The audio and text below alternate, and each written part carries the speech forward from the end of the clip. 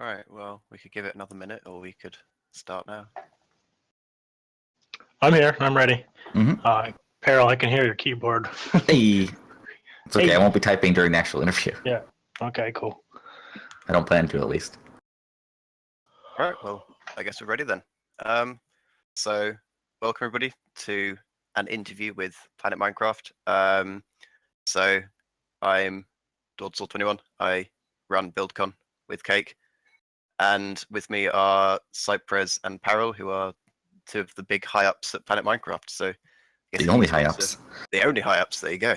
If you want to introduce yourselves and maybe tell us a bit about you.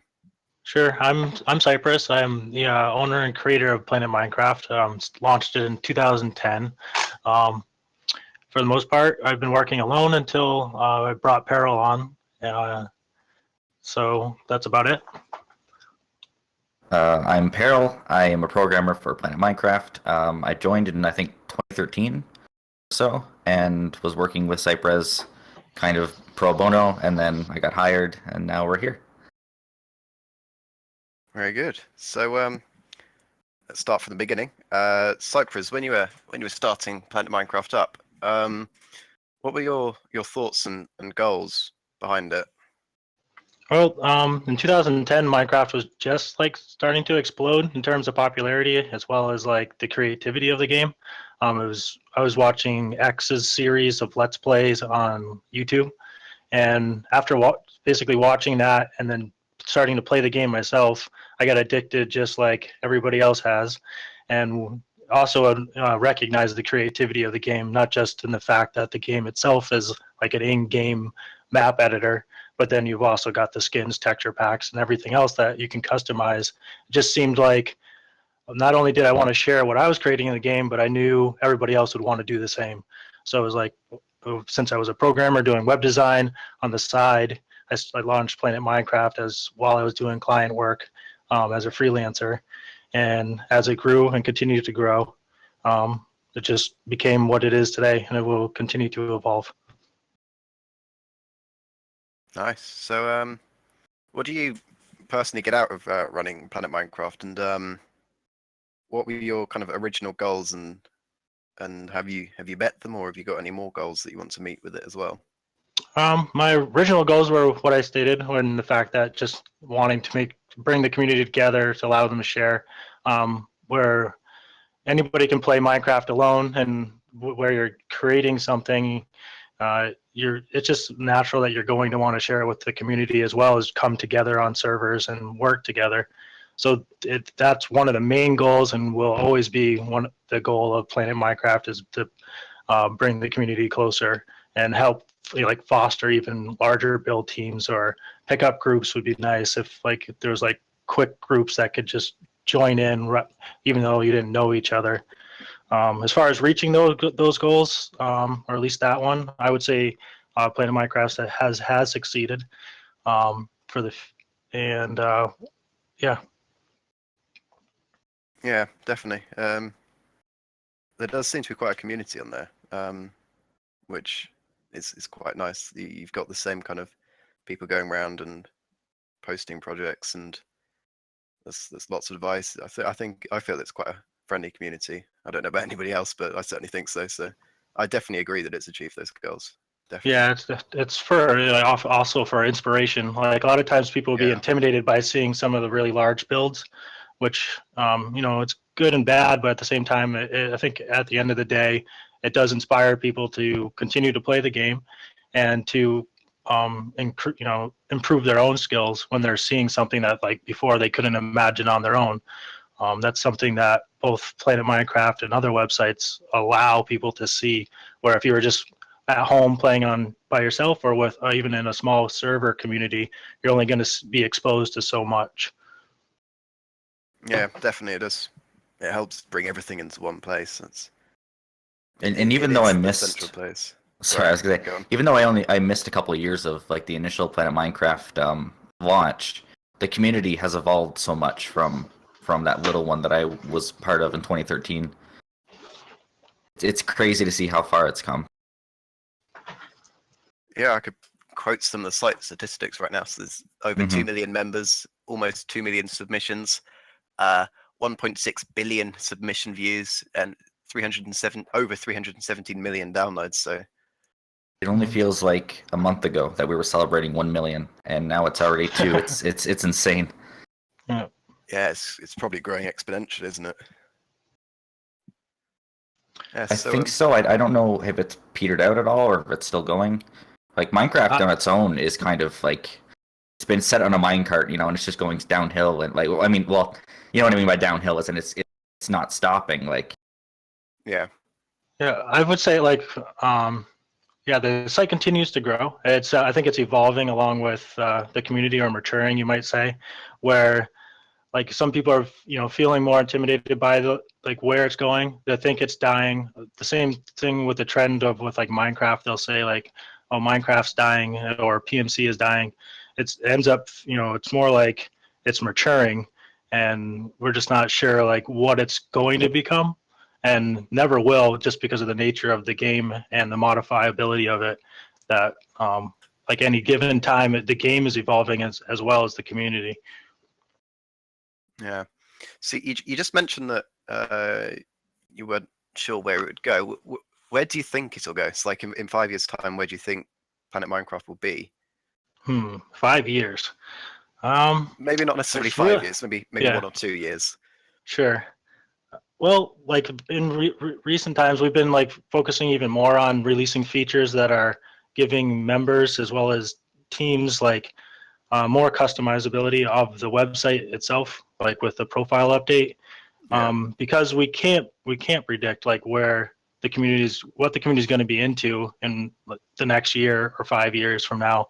So by making the website similar to why people love playing the game, being customizable and being able to express your creativity, I think that's the safest approach for the like longevity of the community, and also one in which we might not know what will happen in the long run. But I think as long as we continue to release features that support that creativity, I think I'll be surprised at where we end up. I've been surprised as it is where we've ended up.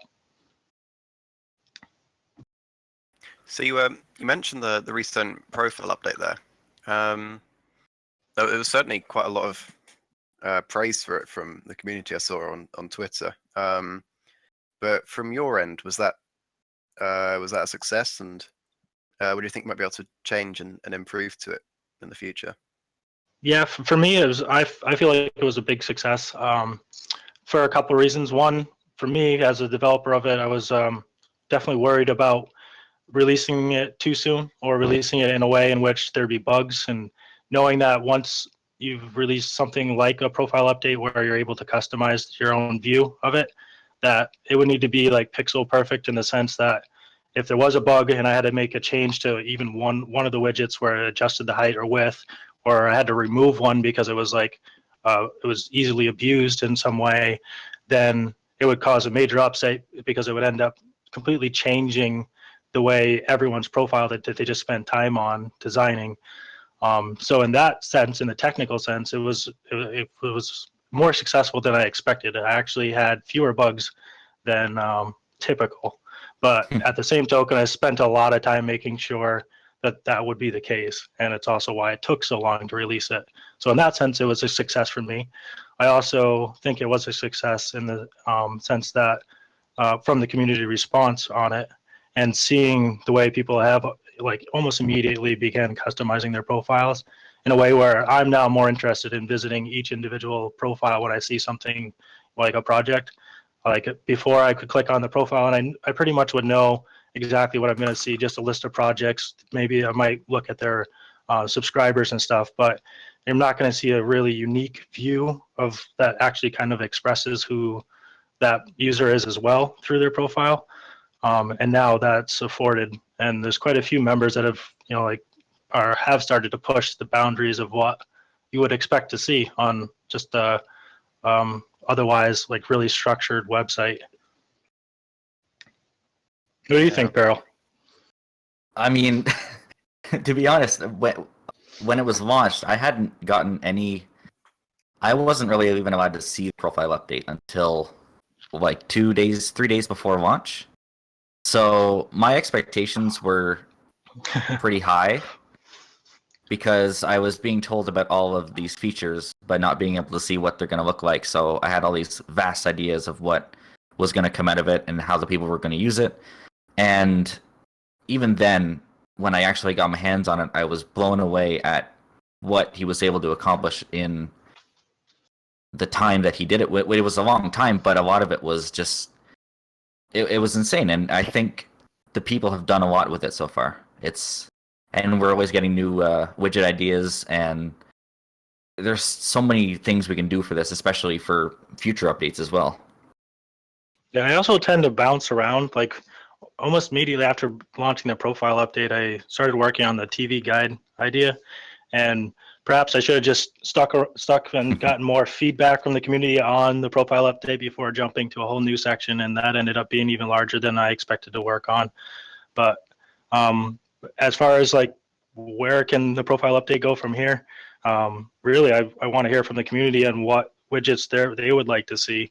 Like a lot of times, just like always, the community are the ones that are actually using it, are the ones that are going to discover or have a desire for something that I couldn't come up with. But like a lot of the custom widgets, like the custom post widget allows you to basically post anything in HTML, but it's BB code. So in that sense, it's already really flexible. But I'd like to hear from the community in the sense of what else can we add to this.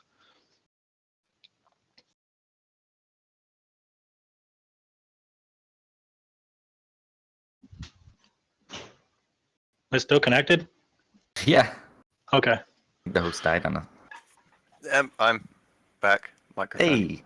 Got a little bit unplugged. Anyway. A little bit. just a little. Try entirely unplugged. There you go. It's okay.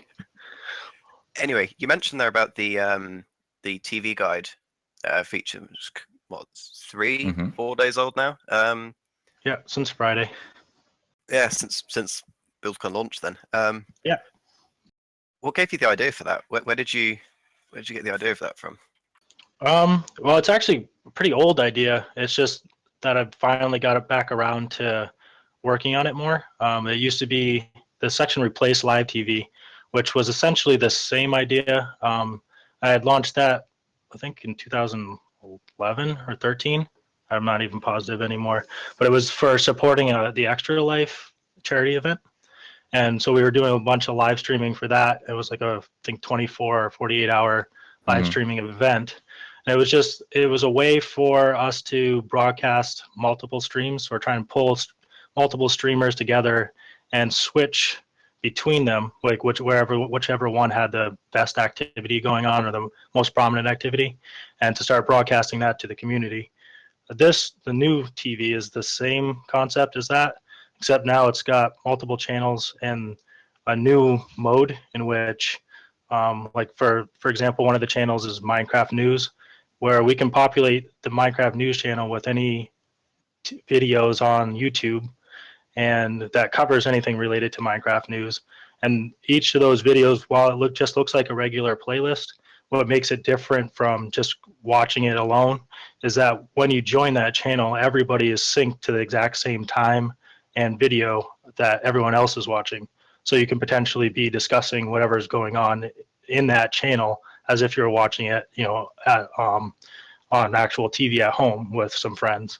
So a little, it's different still in the sense that it's hard to like schedule in blocks of time. That they do just continue to play, but we can add it in. If, for example, there was a director in Minecraft News and there was like 10 people watching at the same time and they added a new video, all 10 of those people are going to see the new video show up in the playlist as well as the broadcast change at the same time.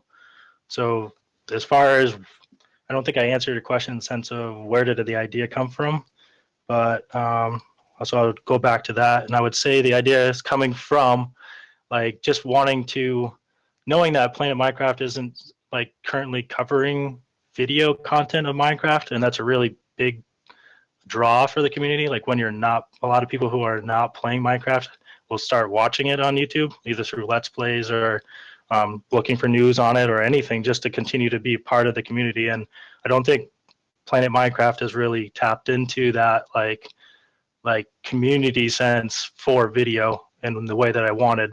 So I think this is hopefully going to afford that. In fact, I'd like to see more channels that are not run by us, but are run by perhaps like server owners that are running events on their server and would like to broadcast their event, and they could be in control of adding in who's streaming from, like, say, like a competitive battle, to have like multiple views and be able and have one director switching between those views of whatever is going on, and then perhaps switch to the main live stream feed where they could actually do discussion of the event. This is something that's kind of hard to describe to the community and like get them on board. It also takes time in terms of like promoting that. And at the same token, I'll probably end up, jumping off of this feature now and working on something new. So it's hard to like balance my time between all of the ideas that we have, and we have a lot still to do on Planet Minecraft. Surprisingly, after like 6 years, you'd think we'd be like have our core feature sets done, but we're still coming up with new stuff. Yeah, both me and Cyprezz have the issue of jumping between projects and not staying on one thing at a time. It does create some issues where there's things that still have to be fixed, left behind, and they just kind of pile up. But it does allow us to try a bunch of new stuff for the community kind of quicker than normal. Yeah, so leading on, what more do you have planned for Planet Minecraft? Can you tell us anything that you've got planned for the future? Yeah, the first one would be, we've been talking about forever, and Paril's been working on for a while, is the forums, and I'll let him talk about that. Yes. So the famed new forums, yes, in development since like 20. It was like one of my first projects that I started on in like 2014, and the planned release date is December 2021, 2022 approximately. But essentially, the idea is to modernize the forums and finally have our own system that we can develop and work from that isn't PHP-BB. I don't know if anyone listening has ever worked with it before, but it's really not scalable and is just a nightmare to work with. It really doesn't fit in with the flow of our site development at all. So essentially, a couple of years ago, we decided we're not touching that forum at all. We're just going to start work on a new one and go from there. When I actually visited Cyprezz in the States. I'm from Canada. A while ago, and we had a chance to go through it together, like what we had already, and it's almost ready. Like it's so close, and I know I've said that quite a while, saying oh, it's so close next month, but once him and I, there's a couple things that we have to do, because Cyprezz started with the whole TV thing, and because of that, I had to jump to working on chat a little bit. So there's that I want to finish up, and then some like back-end changes that we still have to get merged, and then both of us are going to be straight on the forums, and that'll be the next launch. And I can't say it'll take more than 2 months from now, but you never know what'll come up from here to then. Yeah, definitely don't make any promises. The build community's gotten used to promises that never came. I'll never forget hashtag Blockarts 2020. Yeah. 2009. Let's not go there. Everybody knows what we're talking about. Yeah. But with the forums, though, the concept is basically it's based on Reddit. Like, it's Reddit-like. But obviously, we're not just going to rip from Reddit. We want something that the community can use better. Community's also in control of, in a way. We have the concept of having users create their own categories for the forums and work off of them. But that probably won't be enabled right off the bat. But again, it's all about giving the user control, and I think that's something that even with the TV thing, that's kind of a new focus we've been taking. And with the profile update, of course, that was the main one, because that's like, hey, users can finally actually edit something that before was just like a static piece of content. So that's another thing too with the forums, is hopefully we can make it a little bit more dynamic and customizable to what the user needs, instead of only what the site needs and what people are going to get out of the site. Yeah, And because it's based on our own in-house content management system, it'll be much more integrated into the actual website versus like feeling like you're on a completely different, well, not completely, but when you're like when you switch between the forums and any other section on the site, there's a very distinct difference. Like even just starting with not seeing your profile card with your level and stats and stuff up in the upper right.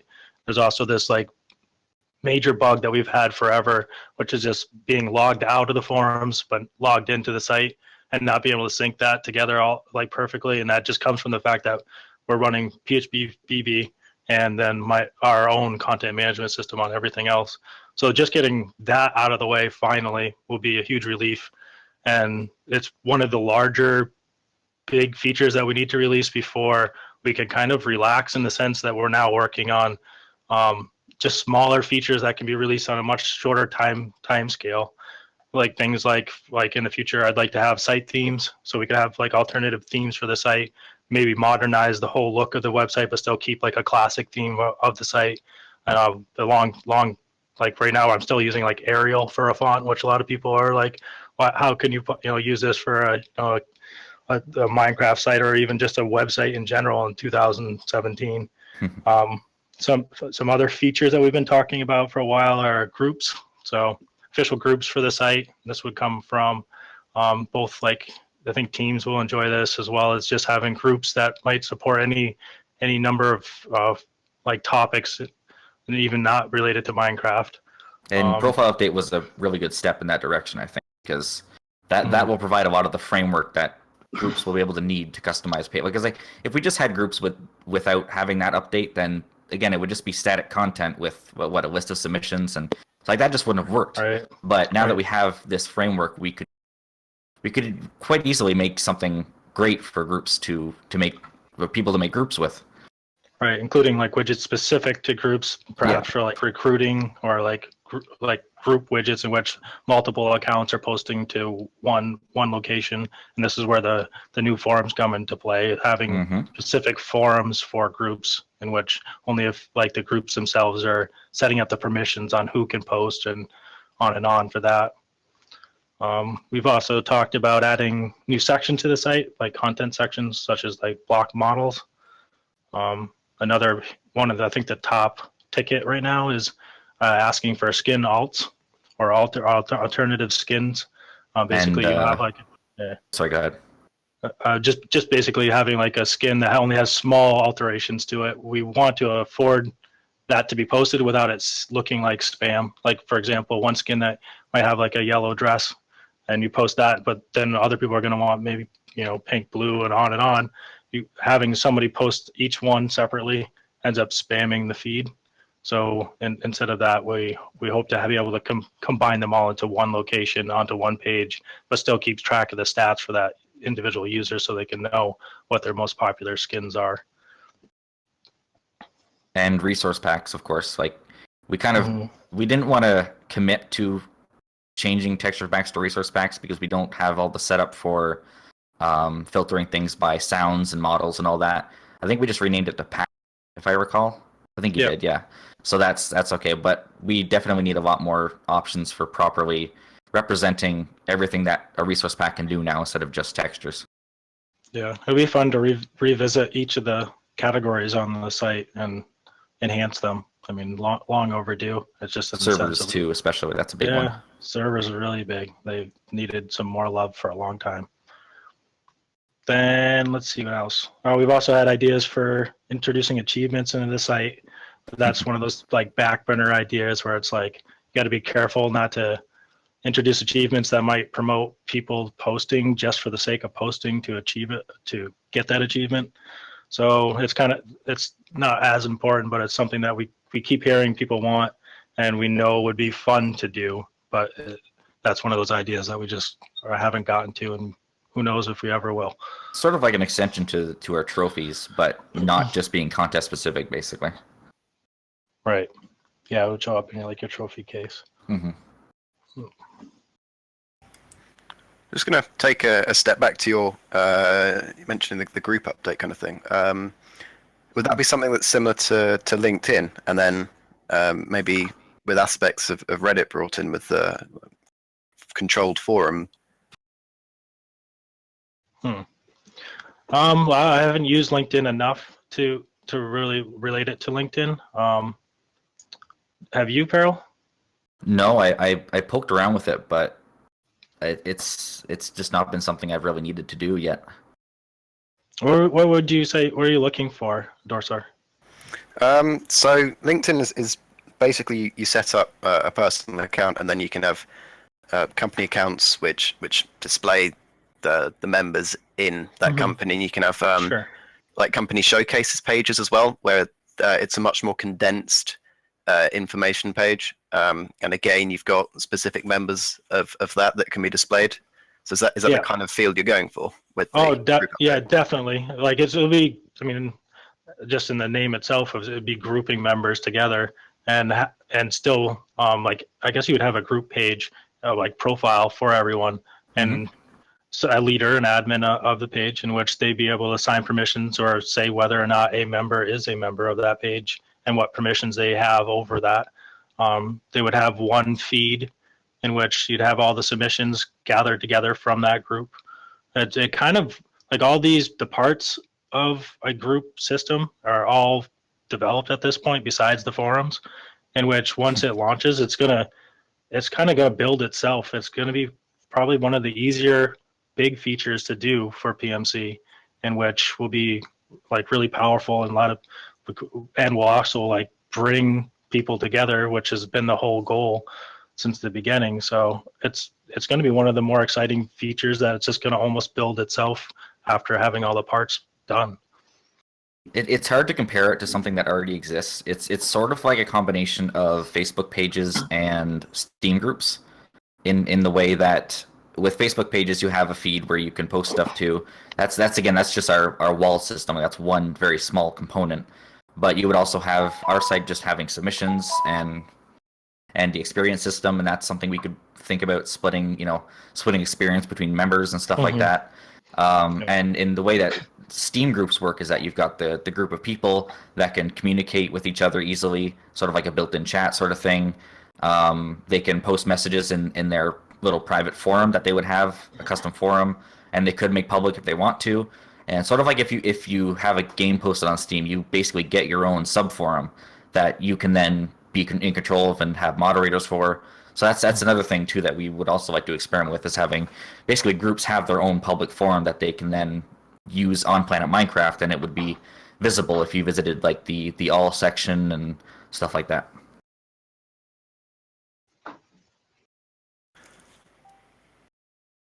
So you mentioned like Steam and that kind of stuff there.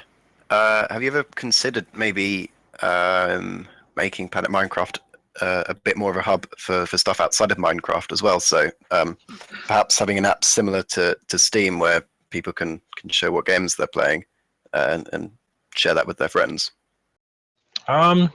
Yes and no. I mean, I wouldn't show different games on PlanetMinecraft just because it's dedicated solely to it. Yeah. But as far as the system, that like everything that's been developed for PlanetMinecraft, it's always been in mind that in the future. Sorry. Yeah, we got an echo from a member. He muted himself. Yeah. Yeah, it's okay. So it's always been in the back of the mind that yes, all these features can be applied to other games, and wouldn't even have to be games. It could honestly be even like crafts and stuff in the world. Like there's no real reason why the profile can't represent like woodworking for some, like if it was a woodworking website. So in that sense, yes, someday I think all the work that has been put into PlanetMinecraft will be launched as either a hub website of its own, separate from it, or like individual websites that all also benefit from all the features and work that we put into PMC. I'm just going to take time quickly. Anybody that's watching on Twitch or listening on Discord, feel free to ask any questions. I'm sure Paril and Cyprezz wouldn't mind answering them at the end. No. So just add them, ask them in the Q&A chat on Discord, or just the Twitch chat on Twitch. Yeah, I did see one for Steam group widget. which is definitely, if Steam provides a way to do that, that's obviously something we could do pretty easily. And staff members having access to private forums, definitely. Moderators would need that for obvious reasons. And 9 plus 10 is 11. Thank you for the... Oh, wait, no, it's not. It's 19. I should stop trying to answer questions now. Let's... Okay, host, you can take over now. Anyway, so, yeah, moving on. We've talked a lot about the good stuff and the exciting stuff with PlanetMinecraft. We are going to have to talk about some of the things that people dislike about the site, obviously, as well. So let's start with the full page ads that I know people have been complaining about for a long time. It's like the banner ads on either side and the occasional one that goes across the top.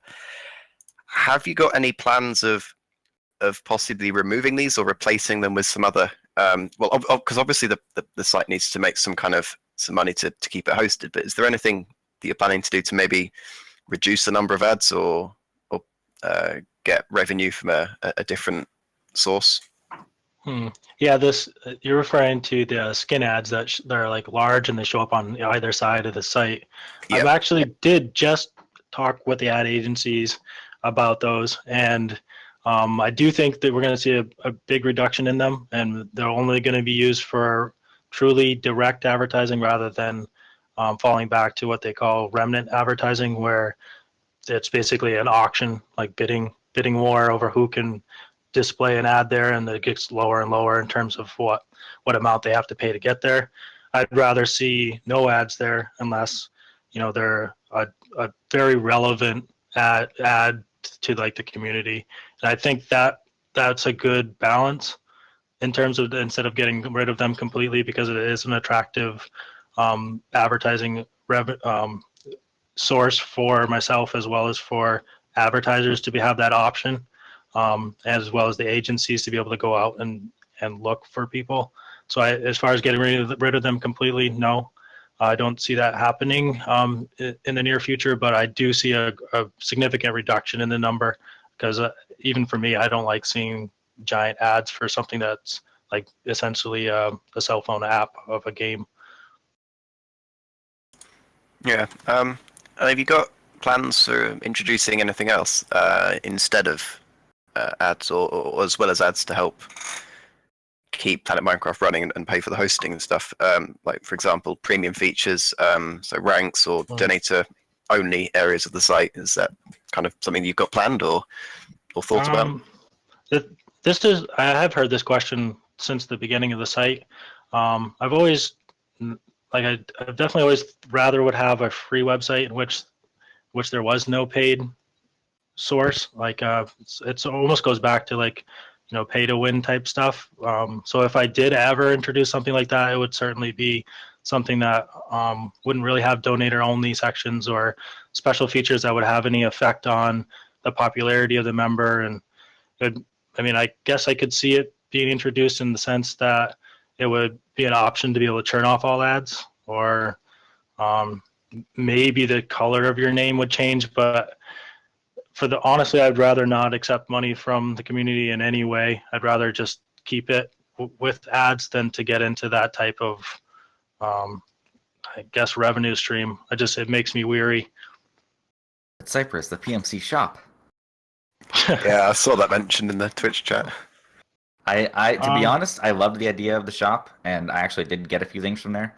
It would be cool to have, but I don't know what Cyprezz's plans are on that. Yeah, I don't know if I'll ever bring that back. Oh. It's like, well, I don't know. Oh. About merchandise for PMC. I get that, obviously there's fans of the site, and of course I am one myself, and it's nice to be able to purchase things that have a brand that you love on it. But I don't know. It goes back to just like why try and push products of your own when what you're really there for is your main goal of like fostering the creativity of the community. I don't know.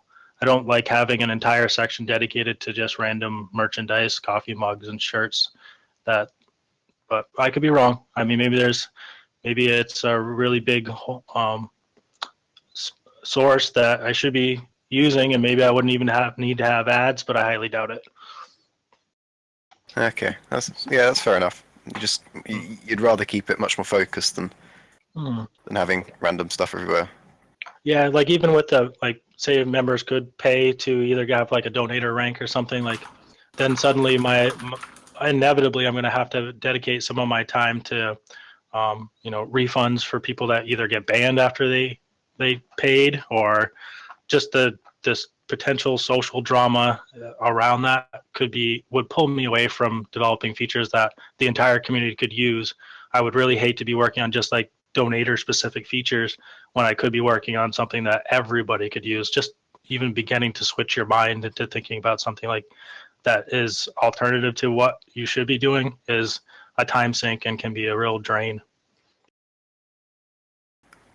Yeah. So Arcaniax mentioned in the Q&A about a daily view count bug. You don't have to answer that right away. I'm going to continue. But there's also the front page slider of different supposed popular submissions. That I know that there's been a lot of almost controversy around that. As does that work? How it's supposed to? Is it broken, or is the way that it works fundamentally kind of flawed? Is that something that people have assumed to be true? Or the popular reels? Yeah. Well, I think I don't think there would ever be an algorithm that could actually like satisfy everyone by any means. Even if you made up one that was somehow technically perfect, it would still feature stuff that somebody else was saying, no, that's not as popular as what should be being featured right now. That said, the algorithms were written a long time ago. It's possible that those numbers could be adjusted and they could be featuring content that is, I guess that would be closer to what maybe a human would choose rather than just a computer. Certainly some sections like that are less popular are much easier to hit the reel. And because of the fact that, like you can get onto the reel with almost anything. And then there's trouble or not trouble, but more like when you have a popular user post something, almost immediately they're going to get because they have so many subscribers, or their projects are almost always going to hit the reel and ends up pushing out others. So that said, we could certainly review like what the current algorithms are, but I can almost guarantee as soon as we launch that change in it, people are going to even be more aware of what's being displayed there, and it's still not going to be good. It's still not going to choose what should be popular. Because of the way the algorithm works, essentially you're competing more with the people who also post at the same time as you.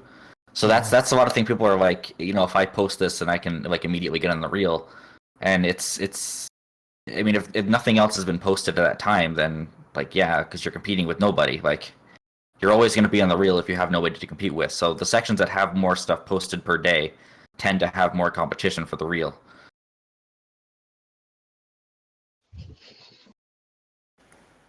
yeah, that makes sense. And then obviously Minecraft BuildCon, we're all about building and everything.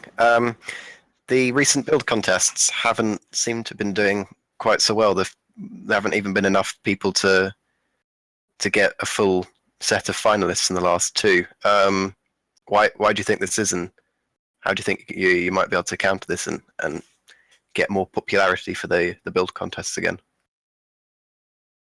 You want to answer, Paril? I mean, there's a couple of reasons, but yeah, I know we've talked about this internally. It's like a multiple pronged answer. I think advertising and social media presence is something that we definitely have to work on, because for the most part it's just me and Cyprezz that mess with Facebook and Twitter, and personally I really don't like doing Twitter and stuff. Like it's fun interacting with the community, but I taking myself away from programming to do that it always kind of lets me down a little bit, because I'm like I could be working on something, but So I think that's one area that we have to figure out what we're going to do with.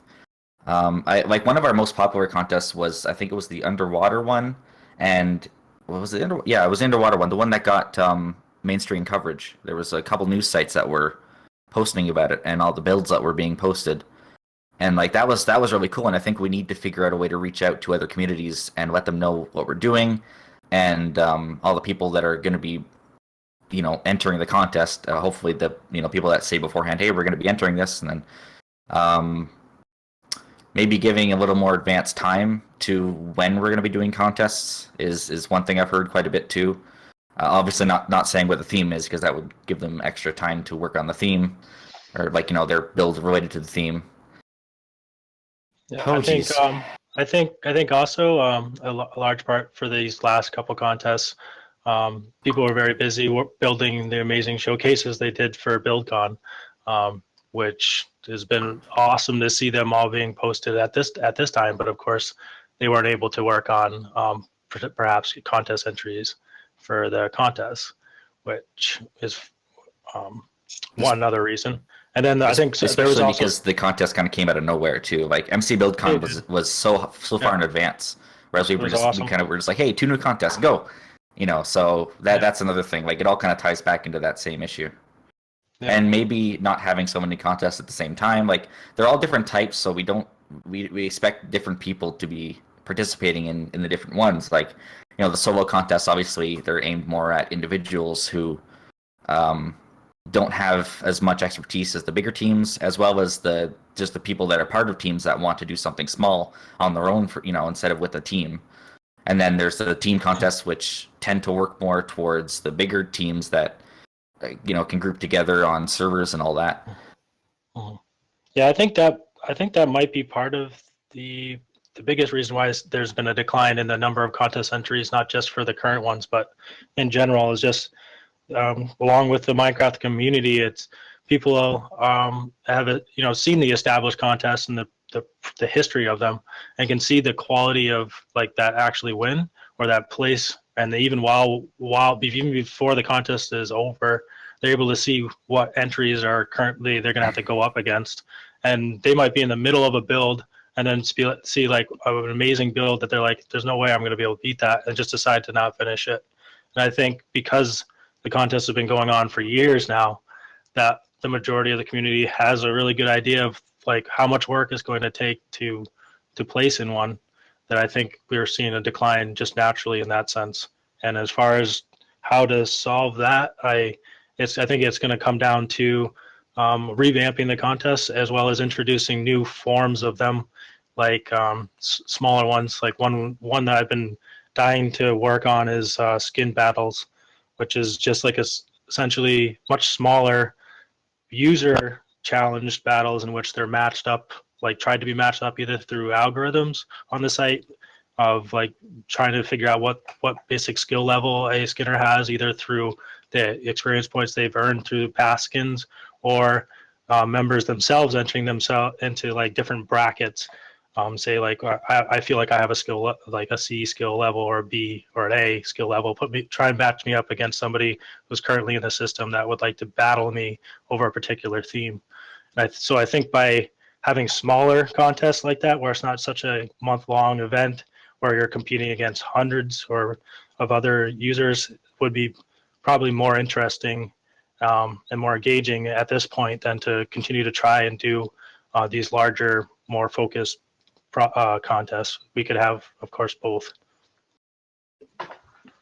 Or even something like an ELO rating sort of thing, where everyone starts at the same number, and then as they compete, they either take away or give points depending on whether they win or lose. But I'd worry about people comparing themselves to other people. People compete for the highest ELO, and you see communities like League and Overwatch where they get really toxic about that kind of stuff, and I don't know if I'd want to encourage that kind of behavior. Someone did say a big reason people don't participate in contests is because of the huge builders and teams. Many of the bigger guys win every contest. Is there any way you can change that? That's a tough thing. We've always felt that it's kind of unfair to say, hey, you won before, so you're not allowed to win again.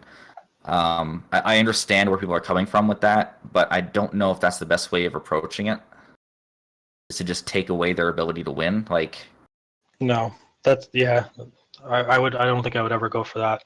It would have, if we did that. It would. We need to overhaul the whole system in the sense that there's different brackets or leagues, so that you can still compete, and maybe we do away with the prizes in the same way, and instead it's more like just for the fact of competing. You know, maybe that would be the best way to go about it. There is a. I think one of us retweeted on Twitter. There's a poll, like a Google Doc form that you can fill out related to contests. Basically, just asking the community what they feel the issue is with the contests. So we're going to be definitely looking at that when it's finished and see what people think and go from there.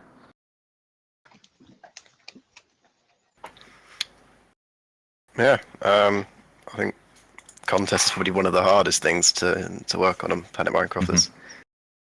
There's always going to be the people that love it and the people that hate it, so there's not much you can do about it there. But I think earlier you mentioned you wanted to improve the server section. We've got a question from Flushy specifically about how will you improve the server section, especially moderation and more broad sections, like for instance roleplay versus RPG servers. How will you improve the server section? Having new automatic tags like you said, roleplay, RPG, figuring out what kinds of gameplay people are using with them. I think we got to keep up with that because a lot of the categories and whatnot haven't been changed since like 2014. So and again, the servers in general rather for PMC or for Minecraft have evolved so much from just factions and whatnot into so many different categories now. So we definitely have to go back and review those. There's obviously also some third-party issues with third-party server software that we need to work out. The ability for projects to be linked to servers, which I think is actually implemented now, Cyprezz? Yeah, I implemented that right before TV, but I haven't started to display like a new list of like basically promoting the servers that have members that are posting projects as a way of like people discovering new servers. So like right now you can associate your project to a server on PMC, and your project will appear on that server page, as well as your project will display in the description that you're associated to the server.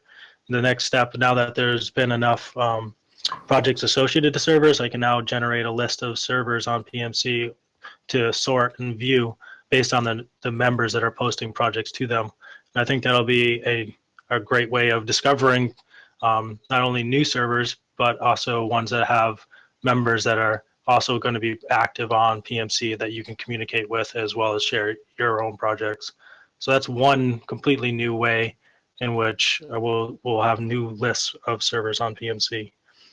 As far as like other features for servers, there's endless ones.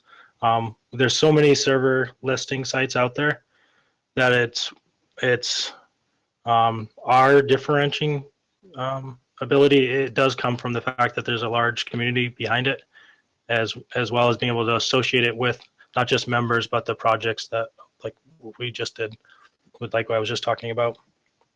Yeah, just having more integration in general with servers, like if we do, when we do groups and pages, like that's another thing that even servers can make their own group for the whole server, and being able to have their own forum on the site, and like a little chat room. There's a whole bunch of stuff that we can do with it. Yeah, I'd like to see provide, like along with the TV guide idea, is basically having servers post events on PMC. Being careful about obviously being abused for advertising, but it would be at the end of the day, if we can figure out how to do it where it's not just being spammed, then it could be a really fun way to discover servers that are active, and not only active but are organized enough to put together an event which can then be promoted on PMC, as well as hopefully broadcast as their own TV channel. I think that would be a whole new way as well to bring in communities together because there's communities on Minecraft, which every single one of the servers are, and then there's the PMC community, which is trying to group them all together. Well, there's a lot of thought and time going into every one of these servers, and each one like deserves to be able to like try and reach out and capture the attention of any of the members of PMC. So it'd be nice to be able to be like help that communication even more than we do right now. Someone asking if we would ever change the way to verify your server. Probably not. I find that the approach we have right now is the better way of doing it, in that you would only do it once and post it, and then you're good to go. We will look into alternatives just in case. I know shutting down your server and reopening it is a hassle, but again, it's only something you have to do once. And also someone saying a different topic entirely, but how Minecraft Store is going to work with our site, like in terms of integration or anything. We're not, as far as I know, we're not going to be doing anything with it. I don't know if Cyprezz has any thoughts about Minecraft Store. Yeah, the Mojang one. Oh no, I mean it's new. I don't know. I'm not even certain whether we'll end up supporting plugins officially on PMC, because of the fact that it looks like it'll be officially supported by them, and why try and like overlap or like compete with something that they're doing themselves. So yeah, it's a little soon for me to tell like what we'll do in that sense. I'd prefer, like, even now we don't like officially support like the Pocket Edition in any way. We just continue to focus on the version that's the most customizable. And I mean, we'll always continue to do that, but whether we'll like, you know, start like different sections or categories for Windows 10 or, you know, the paid content, I doubt it. I mean, maybe for just having maps, but that's the only thing really that between versions can just be kind of plopped in most cases and ran. Yeah, actually, is there a converter for that yet? I don't think there is. Like I think so. I remember someone asked me if they could post their Pocket Edition map, and I said, yeah, as long as other people can use it, I don't see why not. Like, yeah, that's fine. Also, someone had also asked, I actually misinterpreted their question, but sites like Mine Vendor, Schematic Store, things like that, if we would ever kind of work with them to have a way on our site to purchase things from them, or even have a purchasing thing on our own site, I don't think so.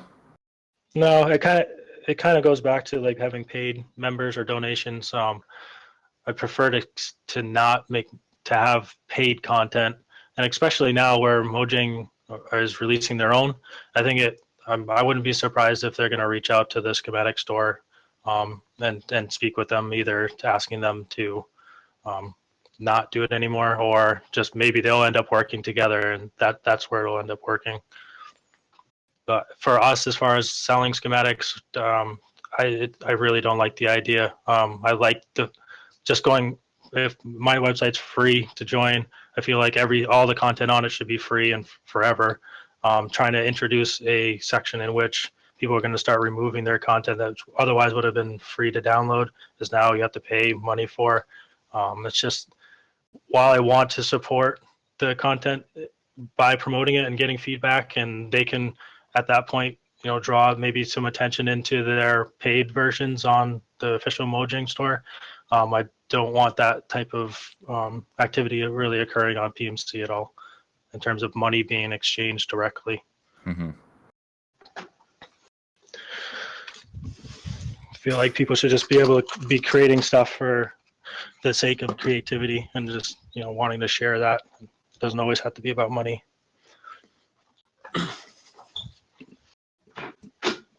There's a bunch of questions in here. Oh, go ahead. Yeah. You mentioned about not wanting to overlap with Mojang and a lot of the stuff that they're doing. What kind of relationship do you have with Mojang? Do you have a relationship with them? Obviously, PlanetMinecraft is pretty big. Do they recognize you? It's a very sensual relationship. No, we talk to them on Twitter quite a bit. I've talked to Mark and them like on Skype sometimes. But it's really nothing official. Like we've asked them for, I've asked them for a couple little things. They've gotten us to tweet out some codes for realms a couple times, or one time rather. Like it's nothing official. We're not with them. They're not with us. They're friends with us basically. Yeah, I think it's just I've never even had a conversation with really any of them, except for very random on Skype as well, even less than Paril has. I think we've always been, even I haven't even paid for advertising for PMC. It's just been an organic growth, and obviously like we're supporting their game, and we love what Minecraft is and the community around it. They have the same motive in terms of wanting to support the community, and I think in that sense there's mutual respect. But as far as like, hey, will you post this, or can you send us member names or anything like that? Like we've never had any type of relationship in that sense. I haven't noticed since Minecraft.net has started posting articles on their site that they've featured quite a few both projects, texture packs, and even skins from members on PMC, and they'll plug their profiles or the content that they posted. And so they've never asked, and I don't see why they ever would have in terms of reaching out to our members to do that. It's just in the sense why not support some of the creative community members that's playing their game. So in that sense, I think there is that mutual respect for a relationship, but as far as anything official, I don't think there ever needs to be, besides just continuing to play the game. Yeah, that's fair enough. So Stuffy Face asked, we have people to pay to advertise their post on the front page, and you were talking earlier about not wanting to accept money from people. So I think that's something to take away from this for anybody that's listening. If you want to make suggestions about payment to PlanetMinecraft anyway, it's likely not to happen. That's something that Cyprezz has mentioned and quite a lot. PlanetMinecraft is there for the community. It's there to be free. It's there for people to enjoy without having to spend money. So I think I've actually run into a couple of server owners who have said oh, I've been to this one server and they told us that they paid PlanetMinecraft to feature their submission or their server, and it's we've never done that. Not once. I don't know where these rumors start. I don't know what they're trying to get from it, but we've never done that.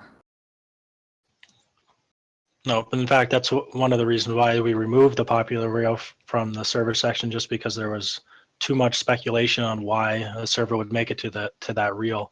But no, we've never accepted money, even just to be on the almost every other server listing website. Understandably needs to accept some money in order to get listed at the top, and maybe that's fine. It's just for me to be paid positions, just like paid donations and on and on. I just prefer everyone to have some type of even playing ground. So it's basically the popularity that you gain is up to you as an individual. And as soon as you start introducing money into it, it just kind of games the whole system, and nobody can really trust who's truly should be getting the attention, or who's truly creative in the community. The experience system, I think, is enough in that sense that people are searching, just posting content to try and get popular in that sense, and trying to introduce money into that, I think it's just going to cause even more drama. Mm-hmm. Yeah. Take my money. Yeah, Creative Minecraft is certainly riddled with salt and everything else that comes along with it. So certainly if PlanetMinecraft were to start getting the same thing, it would probably spell the end of it all. And it's worth mentioning how awesome it is in general that Minecraft has started out as just a small little indie game by one guy, and has grown so big that people are literally, even myself and Cyprezz indirectly, making money and making their lives off of a game. It's not something you could imagine ever happening. And then it's happening now, and we're living it. Yeah. I think that's probably about it. There's another panel starting in 2 minutes by LinsCraft. So I suppose if Cyprezz or Paril have anything else to say, say it quickly. Otherwise, panel 1 is the next panel. which we'll be opening a server for PMC users. We did before, didn't have time to run it. Maybe in the future we'll do it again, but unlikely that we'll really have the time to maintain it ourselves. Obviously, we're developers. We want to make the website, and the server is just kind of a distraction from that. Wanted to thank you for having us on, for being interviewed, and for organizing such an amazing event. It's no small task to pull something off like you guys have for 4 days. So, good job. Thanks. I certainly haven't slept very much. Yeah, get a good naparoo in. We all need one, I think. It's been a long weekend. Yeah. So that'll be coming to an end now. So thank you very much for everybody for coming to listen, whether you be on Discord or on Twitch. We'll be going straight over into LinsCraft's panel on creations with MC China. That's in the panel 1 room of Discord, and I'll just go and sit my account in there so you can listen on Twitch as well. Bye. So yeah, bye everybody.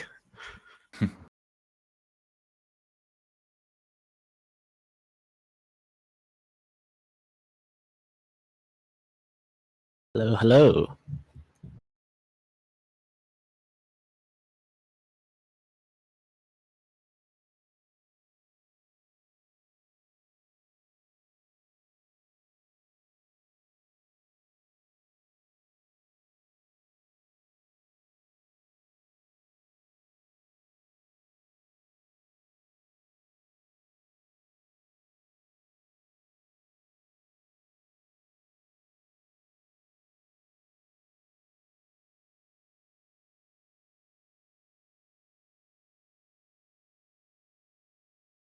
I think we'll give people another 5 minutes and then we'll start.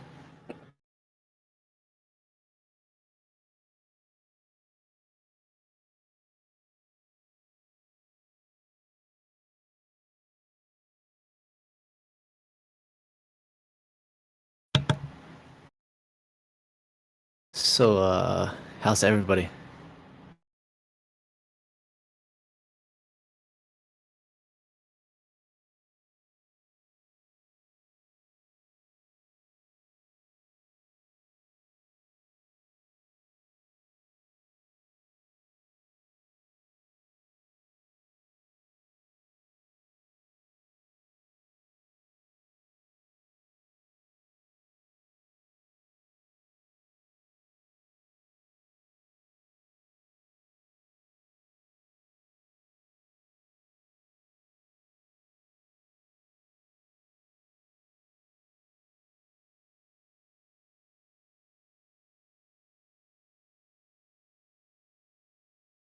Alright, so for today we will be using the event chat and then also the Q&A for any questions and answers, of course.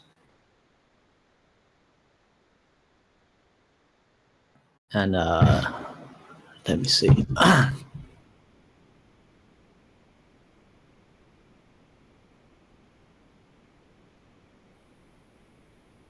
Oh, Hi.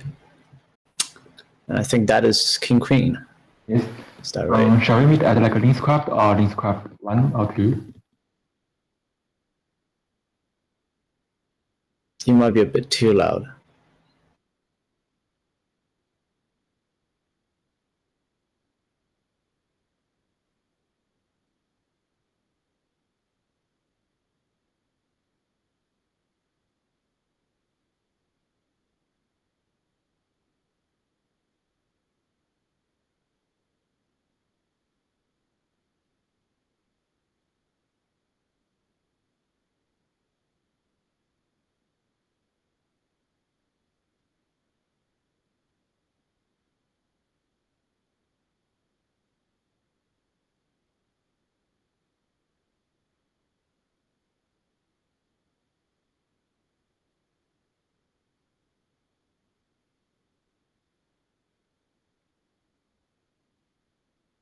Let's warm this up a little bit.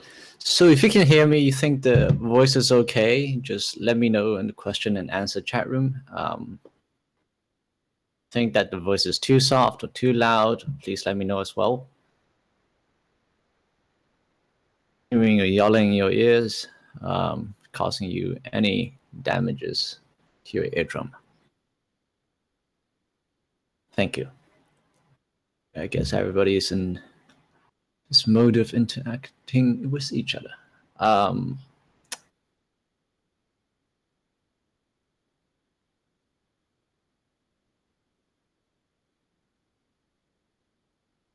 Hey.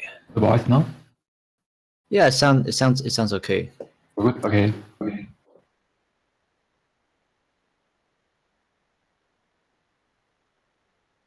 All right, let's give people another minute, and then we'll start moving on.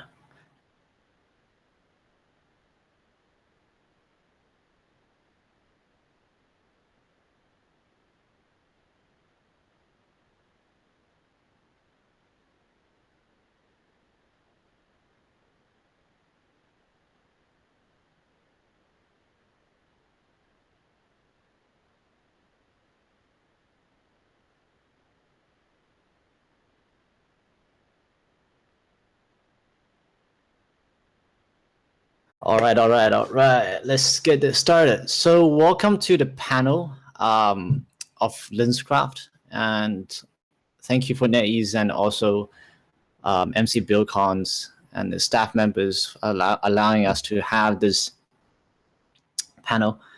Last time we talked about MC China in the sense of what they're doing, what it is community is like, and what we are expecting. So this time, let's go dip into more further of what some of the team are like, and especially us that is in China. So LinsCraft is a team of builders like many other building teams in the community, except that is a Chinese-based team that's really focused on creating architecture based on ideology of Chinese culture surrounding other multicultural elements. We do explore things that are exotic, that are very different sometimes, but we tend to blend them and try to see if there's any way of innovating. To keep this in another way, what we do is that we create architecture based on reality, but sometimes at the same time on fantasies and crazy ideas. We also create worlds with passion and precision, and with that we kind of included the details. Say a room for furniture is a room that's designed for different functions will be also included in a certain architectural building. And third of all, we create ideologies and hopefully wanting to inspire others. And what we accomplished is that we brought new concept of Chinese architecture into this Chinese community. We also integrated a world culture and multicultural elements that we developed over the past few years. And finally, we challenge ourselves with new ideas and situations to seek and possibly explore better artistic expressions. So with that said, we are looking for things in the future, and we are looking for progress, especially to embrace the world culture, as we see that China, the Chinese community of Minecraft creative teams are actually connecting with the rest of the world. We tend to want not only work with people from outside, but also to learn from them, to absorb the culture. We're also seeking, in this case, for international partnership, and possibly working closer with NetEase and Microsoft and Moyan in this case to see how we can develop this community in a better way. To give you guys a bit of brief idea, I don't know how many people are actually online right now to actually observe and view some of the things that we do. There are actually 2 saves that has been uploaded, actually 3 saves technically, has been uploaded to MCBCon server. So let me see which one we should go to first. I just need to make sure that everybody's online, and that will be a very easy thing to do, just teleport. How about bring back to one? Yeah, sure. So if you're online right now, you can go to let me type in let me type into let's go to LinsCraft 1.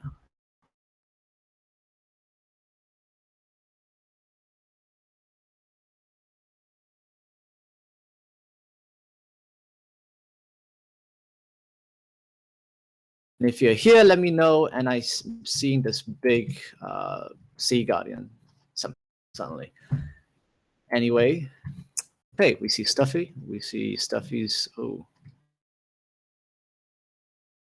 All right. So before we start, I would like to also introduce our very well-known team member, King Queen. It's us at LinsCraft since the first, well, not really exactly the first day, but Like, technically it's actually second month? day. Yes.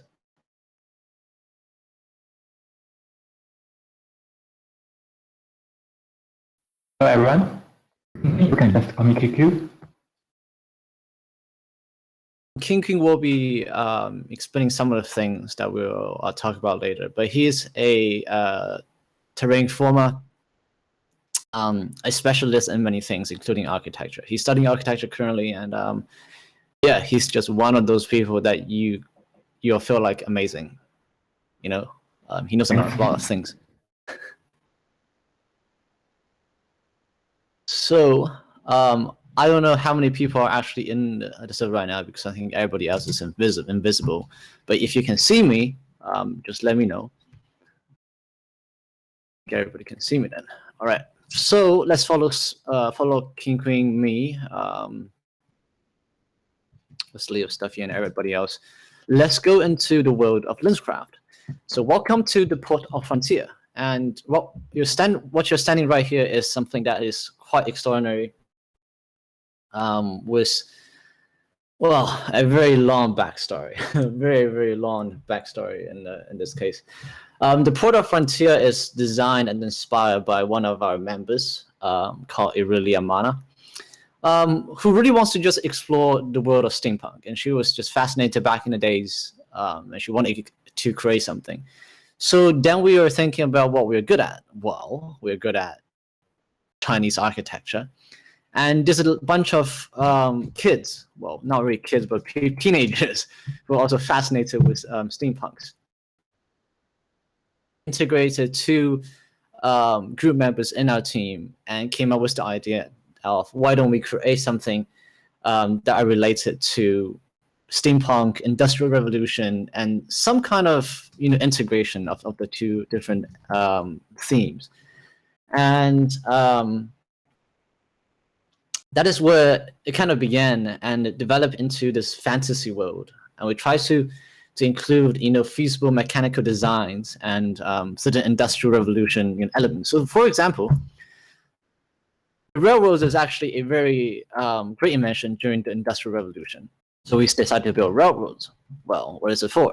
Of course, transporting cargoes. But where does it transport it from? Now, that's a good question. If you follow by my steps, you'll be able to see that this is a train station right in front of us. You want to cross the train station, there will be a platform having this little area. We'll be able to ship small little cargoes up across this little port. And that is where all the cargoes and materials are being sent in. So as you can see, this entire project is actually a factory where people live, a factory where people manufacture things, and a factory where industrial revolution begins. So if you look at this particular included a detailed mechanism where the cargo will be loaded over here, transported across the railway, and be distributed. The cargo will be distributed accordingly in factories above that we'll see in a bit. The cargo area right over here is where all the cargoes will be placed. You can see some of these gears over here, and they are designed just for the purpose of display. Of course, normally you would cover them up in case there's rust, in case there's mechanical failures and from damage from the outside. But as you can see, just like how the Chinese architecture had a structure have been exposed on the outside as a beauty, we found that this is also another term of beauty. So we integrated the two styles and we create something like this. And so to solve the problem of creating of importing things or exporting out things from the factory, we also thought about that we build our own ships. So if you go over here, we create this entire enormous wooden ship that uses sail and engines. So this is the beginning. If Stuffy can teleport most of people here, that'd be great. I'm standing right above it, and you can see this entire platform that is designed just for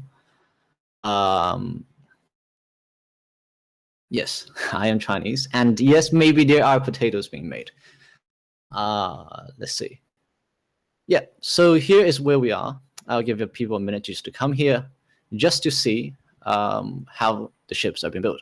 And this is only one of the shipyards. We will see another shipyard later on that is more towards totally steam-oriented, powered battleship.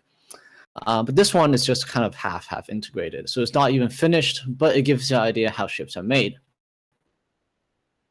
Our ship fanatics, that they go into detail discovering how ships are made, the structure, and how they're born. So they're not really majoring in building ships in real life, but they still wanted to dig more into it through Minecraft. So that's a very interesting phenomenon. Yes, I am Chinese. I'm Chinese too. That's our King Queen. This area, if you want to spend like a minute just to go around, that'd be fine. And then we'll move on. Yeah, so one other thing that that has to do with the design that we're going to talk about is that our design emphasizes on the integration of professionalism, and then also so we design things that are certain times feasible in real life, but we also have a playfulness of adding in a bit more of fantasize things. So all of the things you see here are you can put them in animation if you want to, and all the gears will be able to rotate. There's a few animation on YouTube. If you check on our LinsCraft channel, you'll be able to see them. So we have that in our mind, but we also want to make sure that these things are functional, to be able to, if it happens in real life, is able to be, if it's a boat, is able to sail. If it's some kind of gear, it needs to be rotating. It can't be just stagnant. It can just be enormously large and not functional and not feasible to work. So moving on, since we see the ship, yes, this cinematic was moving. Things will be extraordinarily awesome. So moving on with the life of a cargo, some other cargo will be directly transported here to this mule or donkey or whatever you call it is. And this will be where all the manual labor without slaves is happening. So we try not to enslave people to do these kind of things. We try not to use any kind of child labor.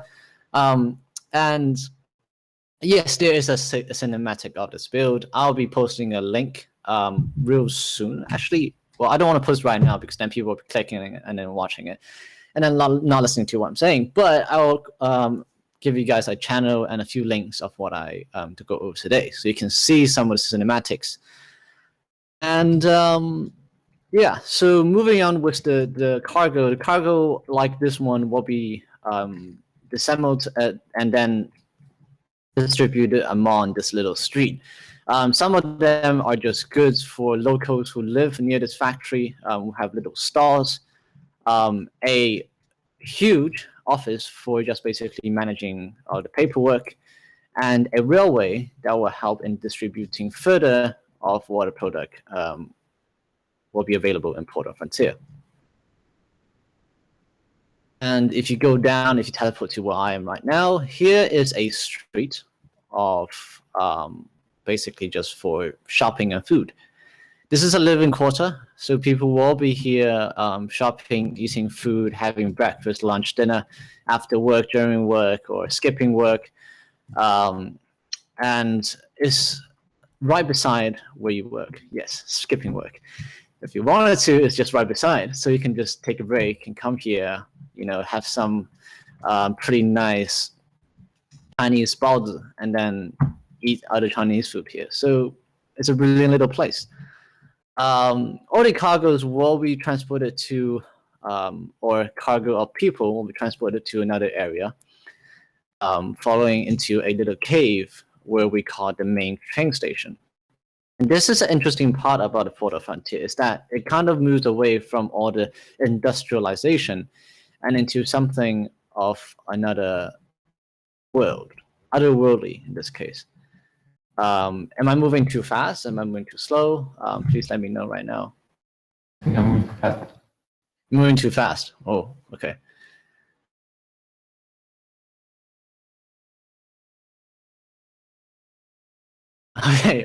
Okay. Slow down. And now slow down, since we do have plenty of time. I just don't want to be very boring and then stick in one place for a very long time. Okay, if you can see this is the main train station where everybody will kind of get up, get from here, go to work. So you'll be wondering, where does the labor come from? Where is some of the living quarters of the workers? Well, that's an interesting question because thank you, Zenlux. Where does the labor come from? Right. So the design of this entire system is that we try to make it so that all the parts are interconnected with each other. They're not segregated or separate in a certain little area. We have their little story. They each serves as a function, and they're mutually beneficial to each other. We don't want to call workers slaves, but they're not rich, so they can't live in those very high apartments, and we're not going to build it for them. So where this train station is connecting to is a slum. So if you walk across this train station, you'll basically see this huge clock representing time. Time is very important. If you don't have time, well, you don't have anything else. So scheduling in the Industrial Revolution is very important, and the clock symbolizes how Industrial Revolution are being planned out.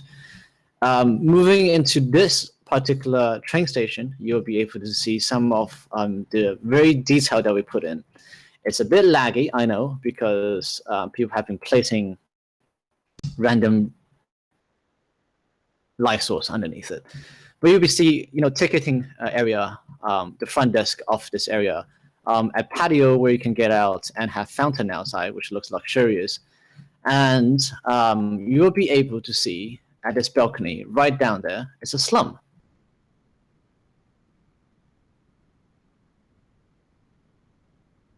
That is where all the labor force, or cheap labor force, come from. The people who live here will be providing the major labor source to the rest of the entire workstations up over there, right across us.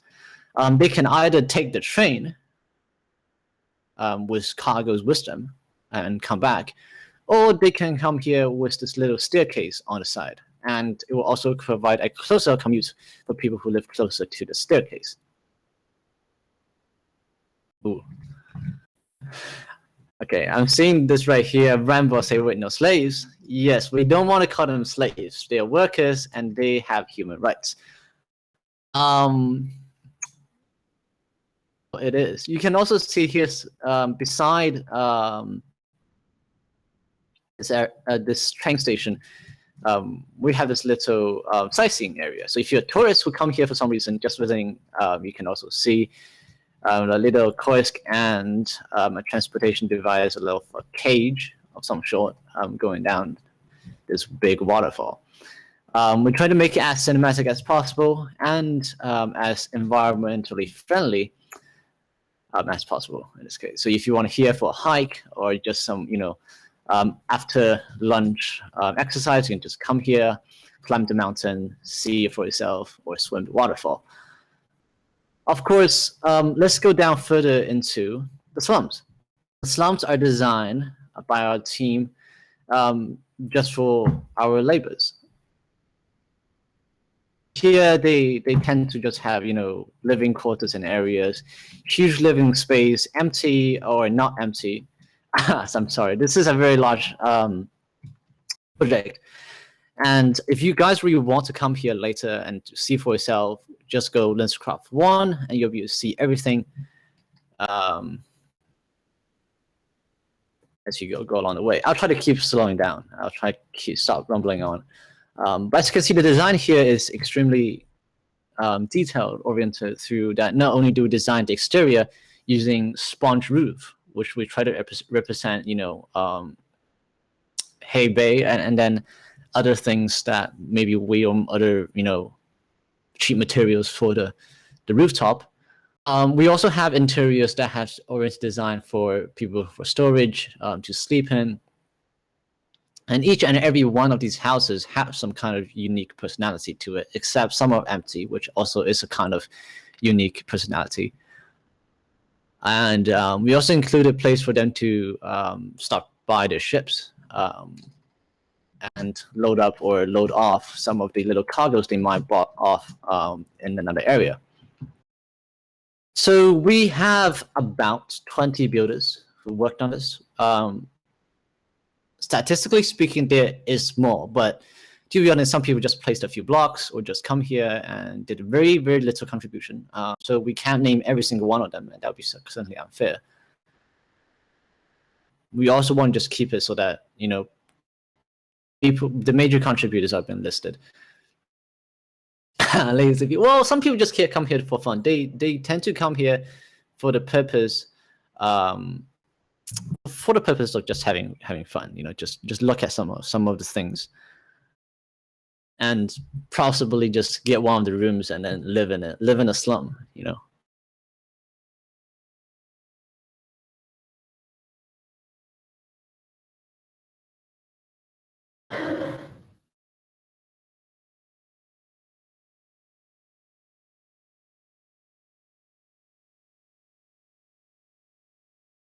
Yes, so as you can see, the slums is a complete different style from the one above us, the factories. And these are managed by complete different people.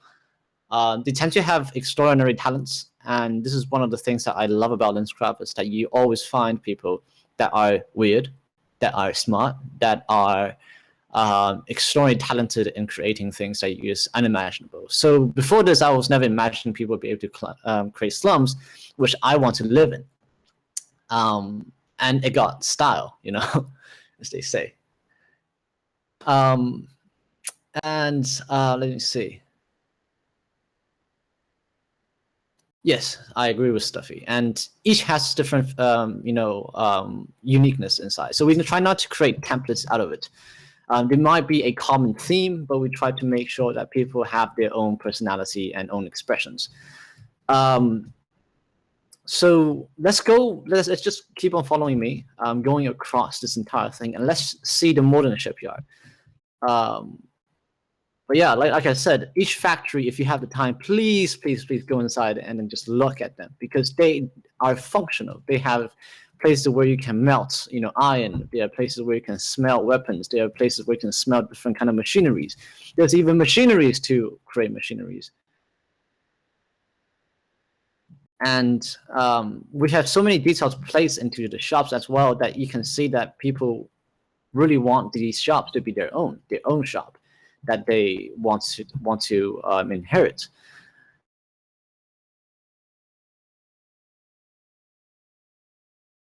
I'm just going to speed one because I don't want to be people losing me as I'm flying like a Superman. All right, Stuffy, let's come here. Teleport me. And we are at this place, which is a modern or kind of modern shipyard. This based on a design in the about World War I, World War II kind of shipyard design for people to build big steel iron ships that are generated by steams and coal. So this is a design that this is designed by one of our professional architect, and he's extremely talented in creating Chinese architecture and also ships. And he really wants to express himself, so he decided that he actually, requested for an area to build modern ships to fit Industrial Revolution theme. And right here, if you follow me, here is a funny little slogan that you will not be able to read unless you're Chinese. Basically saying that people needs to, well, it's imitating the words or the little slogans that people do back in the communist era, and people were talking about, you gotta be safety first, like increase efficiency, productivity, and blah blah blah, and be modest, and it's just kind of this propaganda slogans in a way. And ship that they're building, you can see some of the World War II designs that is being placed on there with cannons and other things. And this is designed just for the purpose of building ships. So as I said, people tend to design different areas. I mean, we put them in different areas, and they design fabulous things, fabulous designs. And even with the most tiniest details, they'll try to make it accomplish. And I just found a glass block. Oh my god. This. Okay, I just knocked it out. Oops.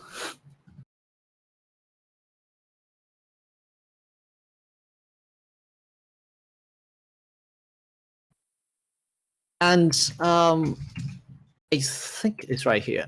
Just give me a second. It's a waterfall.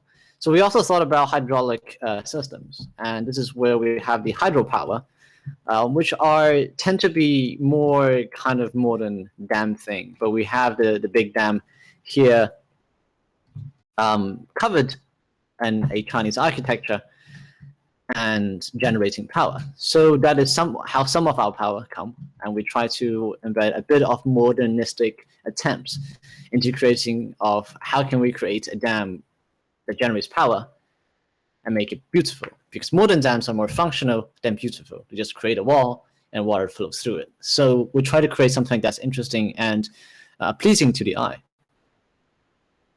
LinsCraft is in China. Answering Star Building's answer.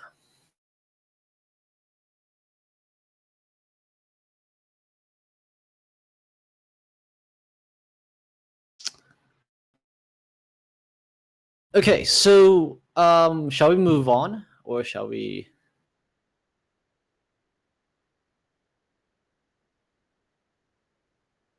That's a funny question. Fleur just asked me, like, are you Mandarin or Cantonese? I'm Chinese, and I think Mandarin and Cantonese is actually a dialect.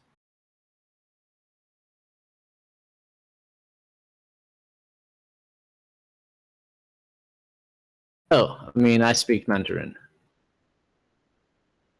Everybody's okay. Let's just move on. And I kind of just hammer stuff to for teleportation. And Rolfo, I think I know you. I think I know you on PlanetMinecraft. Maybe. Okay, maybe not.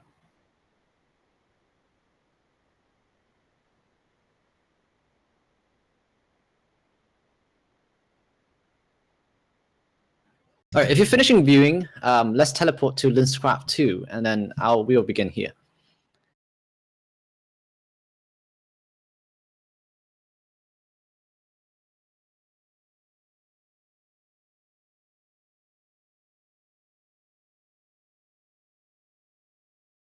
Okay, maybe not. Maybe I got it with the wrong person. I mixed it up. I'm sorry. I apologize. And yeah, let's move on, because the time is running out. I don't want to be causing any kind of lag. So let's look at this other thing that we're standing in. This thing that you're standing in front of is actually a hotel, and this is the Sanya Mangrove Tree Hotel that we designed about 2 years ago. It's a huge project. Super detailed, super fascinating.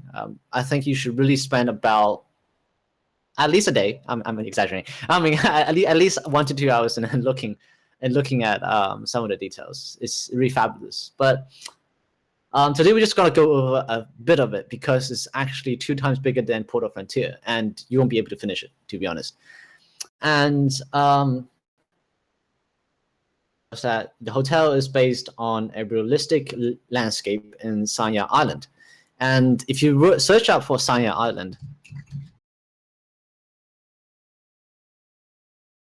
you might be able to see the exact place. And if you search for Hotel Pullman Yalong Bay, you'll be able to see this area. Actually, let me search for a picture right now, and let me hand this over to King Queen, and he'll explain a little bit more of how he made this this replica, this landscape, not the hotel, but the landscape. The hotel's original. It's not replica. Yeah. So.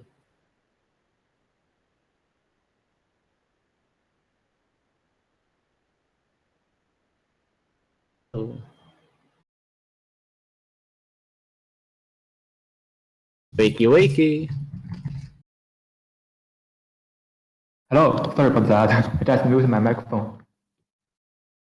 Okay, for this topo, based on the real site in the like yeah, and I Google, I find the and on website from NASA, I think, and I output the data of the topos and input to my word machine and word printer. Whole set is based on like a 1:5 scale to the real site. Real.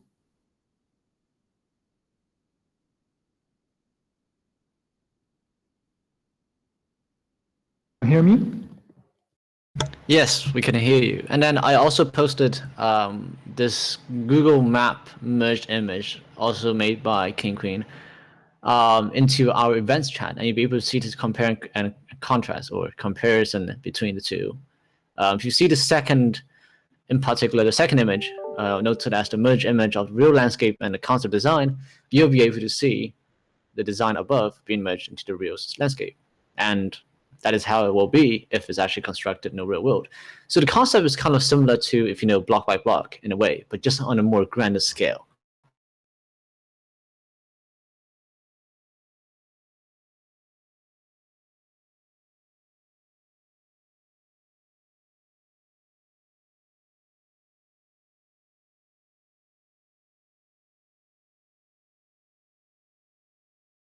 So in other words, if you like zoom the whole map in red scale, it can fit the real world.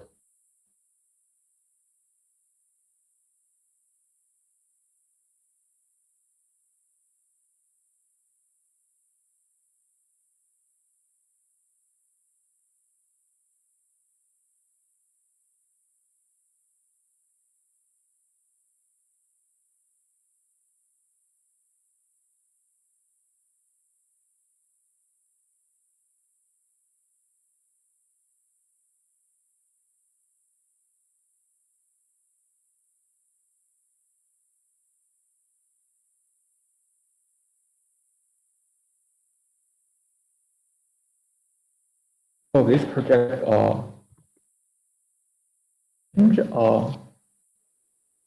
it's a challenge project to like Minecraft do some really real architecture work. So like all the and the function is based on the real like building rules, building code of the.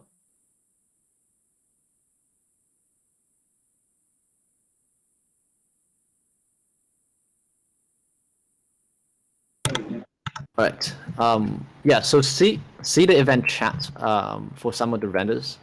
We have more on LinsCraft.com. Sanya, which is, if you want to see it for in a bit of how. Oops.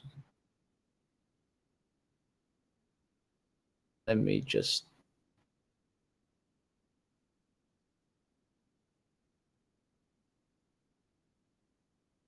Yeah, so if you go to LinsCraft.com, you'll be able to see our Sanya project in this case. And there's a lot of renders, a lot of cinematic. But here, let's move on because we're kind of shorter in time. But thank you, King Queen, for explaining some of the things. You can ask him further in a bit in our Q&A section of how do we actually made this particular map.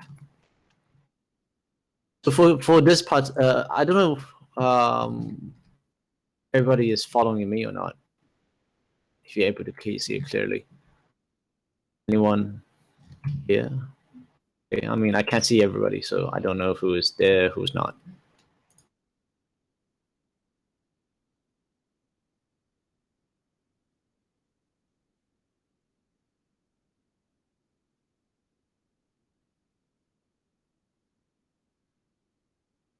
TPSFs.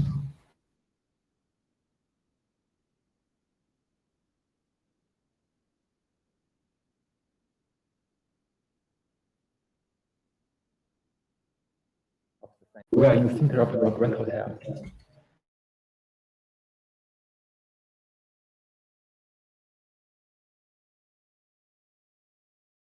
Okay.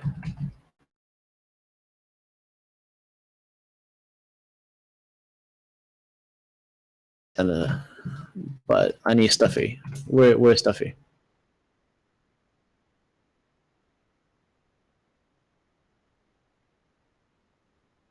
Wakey, wakey!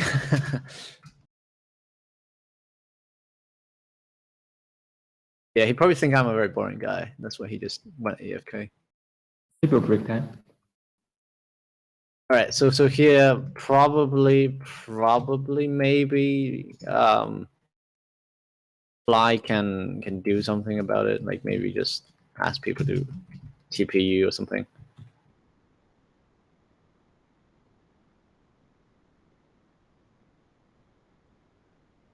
Flyoski, something like that. Flyoski, I think, yeah.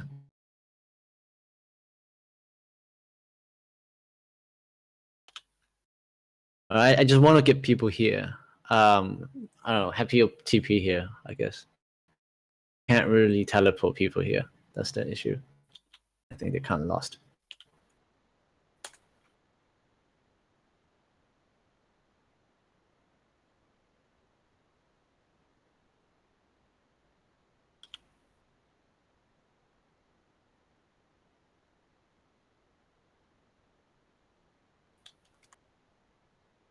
People, that's the issue, I don't know how many people are surrounding me, or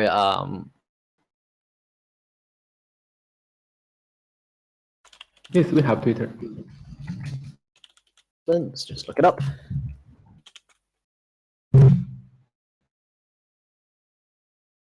Oh, okay. Oh, wow. Okay, there we go. I don't know there's a function like that. Like everybody just went invisible. Oops. That's funny. That is really funny.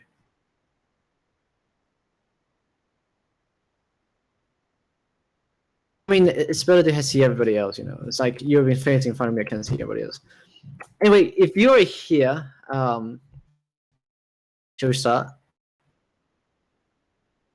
Anybody left behind, just teleport Flyoski, if I pronounce that right. Anyway, we're here at the Mango Tree Hotel, Grand Hotel in this case, and this is the lobby. We designed everything, like I said, in full detail, and the lobby have different access to different rooms and upstairs. So if you kind of see the interior design, we try to make everything functional and logical. You come here, you sign into the desk, then you walk across. Normally, occasions, you will take the elevator up. But since the elevator is not really functional or being operatable over here, we might need to kind of walk the stairs to upstairs, if you know what I mean. I'll just come here and walk upstairs and wait for you guys. But that's flat second block. It's gonna kind of just take forever in a bit, but I'm really sorry about this. But like I said, this is oh my god, oops, it might be a little technical. Anyway,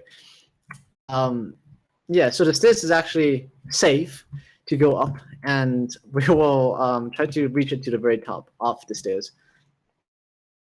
It's for fire hazard purposes. So if there's a fire, we go down and try not to just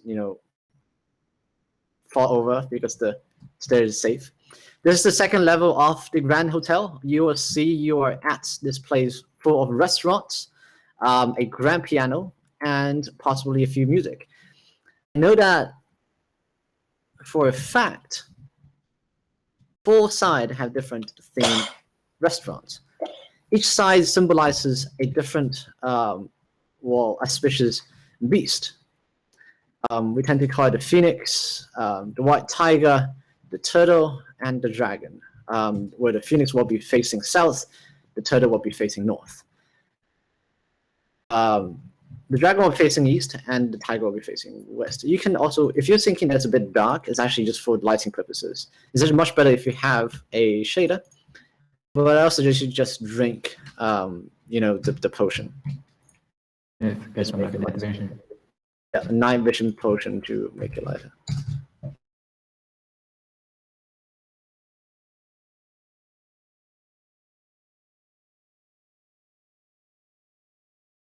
All right, so if you're moving upwards, let's go look at some of the rooms. The rooms over here are extremely detailed by the fact that you can be at different grades. So if you're at this level, hello there, there's everybody here. I mean, just feel free to look around. You don't have to exactly follow me to look at the rooms, but if you see each of the rooms, they contain some kind of TV set, and I see somebody right outside spooking at me. That's pretty terrifying. That is really, really terrifying. Scared the excuse my language, but that really scared the shit out of me right there. We have bed. You have I'm really sorry. The guy just popped up out of nowhere and he just went in front of me. I'm just really sorry about that. It really scares me out. It really scares me out. Yeah, and you have bathrooms, pretending functional bathrooms, and they are at different sizes. So the top floor is for presidential suites, and the remaining floor are for people who are VIP suites. At the bottom, at the first floor, where you would just at the lobby, there are just normal economy suites, and every single one of them are being very detailedly crafted. And like I said, LinsCraft is a very detail-oriented server. We tend not to create just architecture with no interiors. We try to make it functional, and we try to make it possible for everyone. So the entire structure is really something I think what most other people are doing outside. And we kind of compare with other teams. I'm not trying to say who's better, but it's just that we kind of have this unique feature. We spend so much time in designing interior. Sometimes we just forgot that there's more important stuff to do. This is the Grand Hotel, and if you have spent some time inside it, please do. We also have a swimming pool that circulates around it. And there is a lot more things that you will discover if you figure out, spend time and just look at it by yourself. Let's move on to the last part of this particular place, and we'll just give a last 5 minutes for a few short questions. Okay. I think Playerski, would you mind teleport to me right now? That's okay.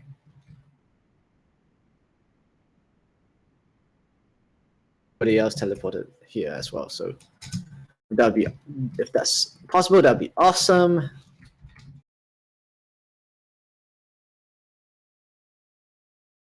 Or just TP me. I try to TP accept people in this case.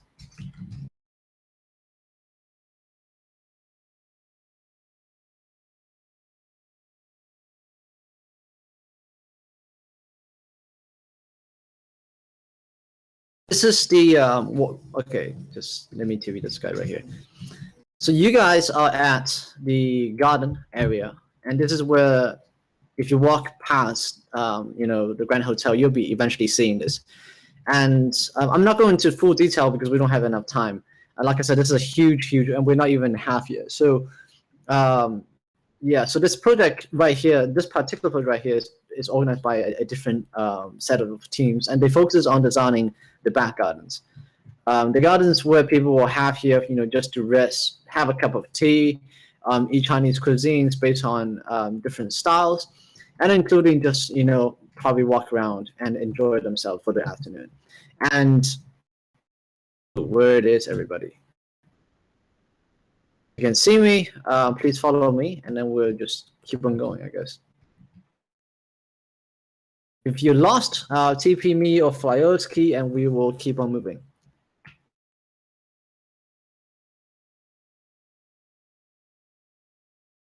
Yes, fly, using your wings. As you can see here, this is which is the area for, just gardens and trees and little houses. And moving on, this is only like 5% of what I'm showing you. So if you have time, please go back and visit this area. And finally, this is the mango tree area. And the mango tree area is wow, language. Yeah. And yeah, this is the mango tree area. And these little trees represent the mango trees, which are grown beside salt and river intersections. We're trying to integrate these areas with less catastrophic destructions of the mango trees. And we integrate them with houses. And every single houses, if you TP me right now, also serves as, with functions. They have little areas, if you see a house, just go and you have to follow me exactly, but you can see that they have little entertainment systems with terrible non-rendered heads representing stereos. And you will see places where you can play the mahjong, which is like the Chinese game, like a bit of like a poker game in a sense. And Chinese chess and areas where you'll be able to find that's designed just for this house. Sometimes each house has a different interior, different set of things. And that is because all of our members focus really hard on the details. If you visit this place and you really want to come here and just have your vacation or live, you will see that this place is unique. There's no other places that will be similar in this sense. So yeah, they are just completely detailed stuff. And this area is also template is designed by King Queen, so you can ask him for further information. And he also designed this the map, which is the terrain of this area too. It's kind of flat, but he tried to make it as accurate as possible. We tried to make the ratio about 1:2, so we can fit most of the stuff in, or else 1:1 is a bit too small. Otherwise, this is the brief. Really, I'm very sorry. This is a very brief of the Sanya Mango Tree Hotel. But please go to see our website. Visit this place when you can at MCBCon, and take as many screenshots as you want. At us on Twitter. We'll try to retweet you as well once we see it. And exactly like Flyoski said, explore around. There's nothing as a guideline to explore this project. It's really something that you should just spend a lot of time just seeing all the details that we do. Finally, let's leave it to the question with 8 minutes left. Let's try to type in the Q&A panel in the Discord app, and I and King Queen will try to answer everything for you, and hopefully we can have something going on.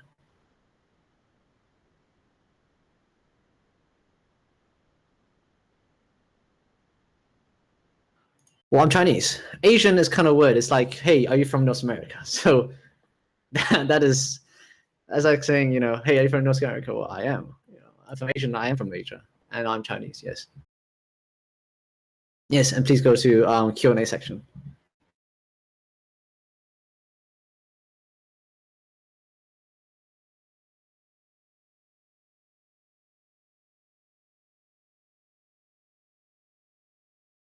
We're able to see this particular place. Let me find a YouTube video for you.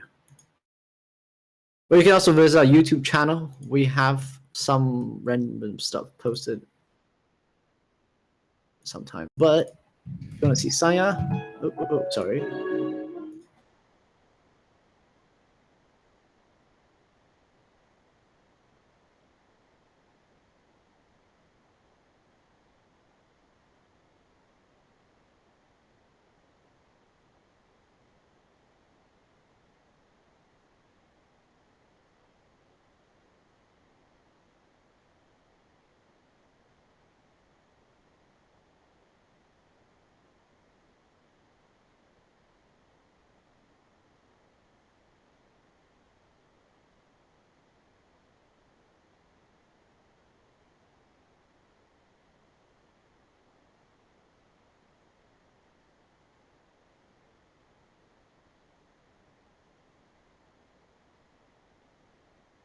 For the Port of Frontier, it took about 8 months. Well, to be honest, it actually doesn't take over a month in total time length, but people are on and off at the same time, and it's unpaid work. So the amount of detail we put in really takes a lot of time. For Saya, it took nearly about 10 months. The first 2 months are actually planning and designing, and eventually we spend an entire month of summer doing whatever we can to finish on most of the majority stuff. And the remaining 20% is really just going through details and perfecting them. Yes, Q&A time right now. So please ask your questions since we only have 5 minutes. Yeah, answering to that question, it really just takes over half a year for each one of these projects. We do smaller projects, but we have larger projects, ongoing sometimes, and we try to make them as detailed as possible, presenting to the people who are viewing them.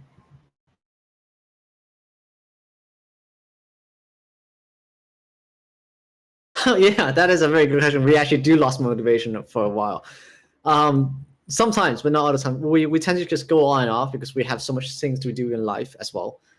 So lost motivation, I think, is a very common thing to a lot of teams. And I don't know, I won't be very surprised of, hey, like, why aren't you finishing this? Oh, I'm busy at this, or I just lost motivation. And it takes a lot of effort to put people back on track. But once they're back on track, they'll finish something in like 2 or 3 days, and then they go back off track again. And statistically speaking, actually, procrastination is kind of good for you because, not to an extent, but we don't to an extent, to an extent where you will procrastinate and think about it and then work on it later after a certain period of time.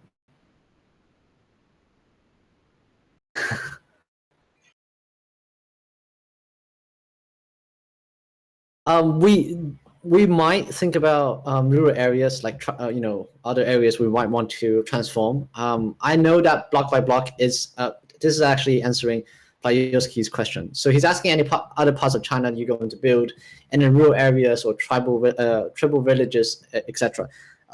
We are going to build it. A funny thing is we have a very similar philosophy sometimes on this project with block by block. So we're seeking possibly if we can. We're working on it, with them in the future, but we tend to explore more areas. We try to use new technology to embed it so we can recreate areas and make them better. To be honest, if you go here, no offense to Pullman, but if you go to see their like in real life, which I did this year, it's really, really bad. Like it's really, really horrible and terrifying to see a real estate development like that as a hotel. I think it's a completely catastrophic failure just to have it exist in reality. So we're trying to challenge different people and organizations and areas like this, just to see what are the possibilities of what Minecraft can bring in this case. Honor was asking, what's the process that you guys take in figuring layouts and how to put things together and creating story behind every build and how you organize people together? We have a lot of people. We tend to put people together in teams. We develop and we seek their talents. The only issues that will be a major problem is that try to figuring out layouts and the time frames, because each areas is very different. And each area has different talents, separate accordingly. So the timing is really important to keep everything on track. Or else one area is finished and everybody's like, I have nothing to do. And the other areas need help. So you kind of have to allocate the labors and resources.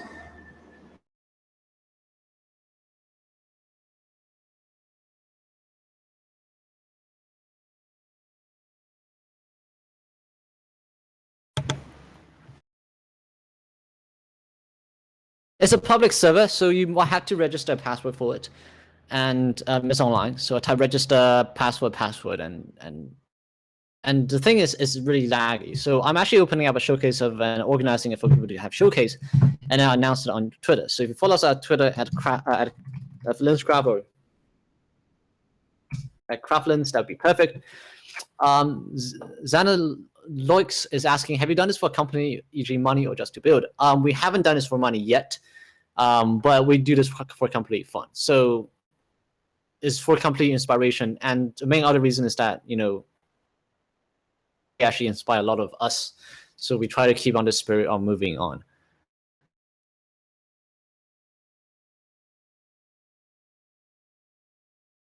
And let's go for like last 1 or 2 questions. I don't want to keep this ongoing because everybody is going, you know. And also, any links to Mojang? I'm not really sure about how I can answer that question. Also, one final thing I'll post in the event chat room again is that if you have anything, you can contact us. If you have anything else you want to kind of like say, or you know, just contact them. If you have any other question about, you know, just the Chinese community in general, we really welcome people to join us as a force, you know. And here is the link to the person you might want to get in contact with. And like I said, you can visit us at LinsCraft.com for most of our information. How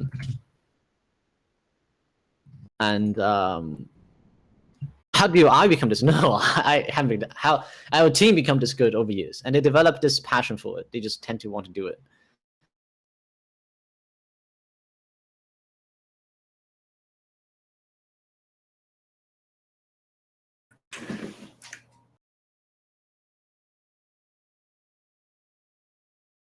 There we go.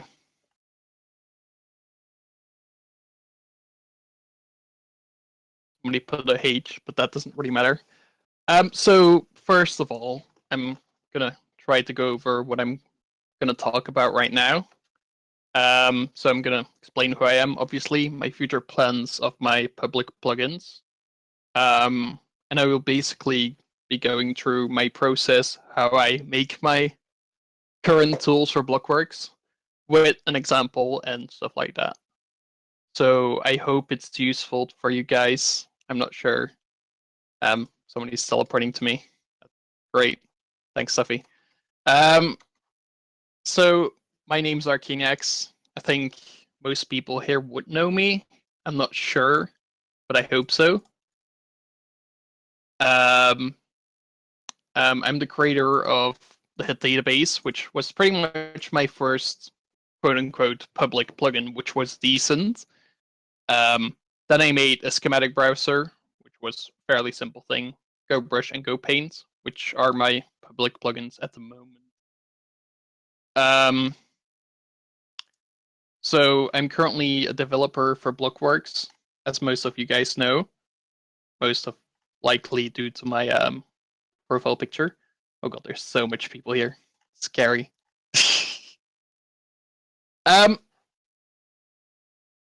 So basically, I'm going to talk about the future plans of all my plugins right now. So first of all is Hit database. I'm currently still working on a full recode of the Hit database, which means basically my Hit database was coded very badly because it was my first plugin, and it's just horrible to look at, and it's horrible to actually look into the code, fix things and stuff. So that's the reason for the full recode. I'm also going to work together with a website that some of you might know. Has over 4,000 hits right now. I put it in events chat, by the way. And most of the time, only command block users or server owners would use that website. But I'm going to work together with that website to, first of all, create a bigger database, more support for example, suggestions of like certain hits, and obviously more advertisement for my plugins. So in theory, I would earn more money, which I then can put back into making or paying skin creators to make more skins for the database. And a way how we're going to do the exclusive hits is basically at an event we will order, like for example for Easter, we will order from a skinner, like some hits, and it will be in the plugin first, and after the actual event, it will be in the actual website. So that way, other databases can't really steal the data before, like, they're... Yeah, then it doesn't really matter for the exclusivity, because the event is over, so other databases won't really have, advantages of it. That makes any sense. Probably talking way too quickly because I'm getting no air. Okay. So that's it pretty much for Hit Database. If you have any suggestions yourself, you can always PM me them or something like that. One of the biggest things that probably will happen is there will be a general GUI for the categories instead of in one GUI. Mostly because there will be more categories, and that way it will be a little bit easier for me to actually do it, because otherwise I would be limited to 9 categories. If anyone is interested in the plugin, it's $5 on Spigot. Definitely not self-promotion. But I might give away some to you guys right now. If you guys would be interested in a free copy of the Hit Database, if you don't have it already, just DM me your Spigot name, and I will add you to the buyers list. If you really want it, if you don't want it, you don't have to send me a DM, but it's highly recommended because, yeah, that's my head. Thanks for finding my head. Oh shit, I'm getting a lot of DMs now. Should have saved that for the last. So for GoBrush, basically GoBrush hasn't been updated in quite a while. Probably a lot of people are disappointed by that. I was kind of planning to update it for BuildCon, but I didn't really get to it because my wisdom teeth got pulled. So that was kind of annoying due to like the time issues and stuff. But it's definitely on the board for me that I will do it as quickly as possible because it really deserves some love, that plugin. Mostly because it's like one of the most used plugins out in the community, which is kind of free, and which I made, obviously. So gotten some big donations from it too, so people deserve to get some better stuff. So some of the ideas of that I will add to it is currently it's saving an internal height map, which means if you place down the brush on the ground and it's not really able to place down a block, like if it's like a tenth of a block, it saves it and it adds up every time until it becomes 1. Because that's kind of using quite a lot of RAM for your server. It's not really that efficient. So I'm probably going to use randomization. That means if it's 10% or like 0.1, it will be 10% chance to place. I will also, instead of the current mountain mode, it smooths out a little bit. What it means is it kind of smoothens out the image, which doesn't really work that well in Minecraft. But I'm gonna kind of make like a certain smooth kind of thing with the mountain mode after placing it down. So kind of like how voxel smooth works. Then, second of all, I will add pushing because people have been requesting that for a long time, especially because it got released and then there was no like pushing down or something. Obviously, better smoothing. That's definitely on the board. So kind of like voxel smoothing and stuff like that. It will also have a mask, so it will only work on certain blocks, which would be pretty cool because like then you can kind of paint your organic, for example, and only pull out certain blocks to kind of create like, I don't know, it's kind of like ZBrush, I suppose. I think a lot of people know that program. And also to make it more cool is that I will add a 360 mode, which means like you can pretty much look at your organic or terrain or whatever and pull it towards any way you want with a custom height map. So it's kind of become more like ZBrush at some point. So that's pretty much it for GoBrush, except for the fact of like hooking into World Edit for faster placement.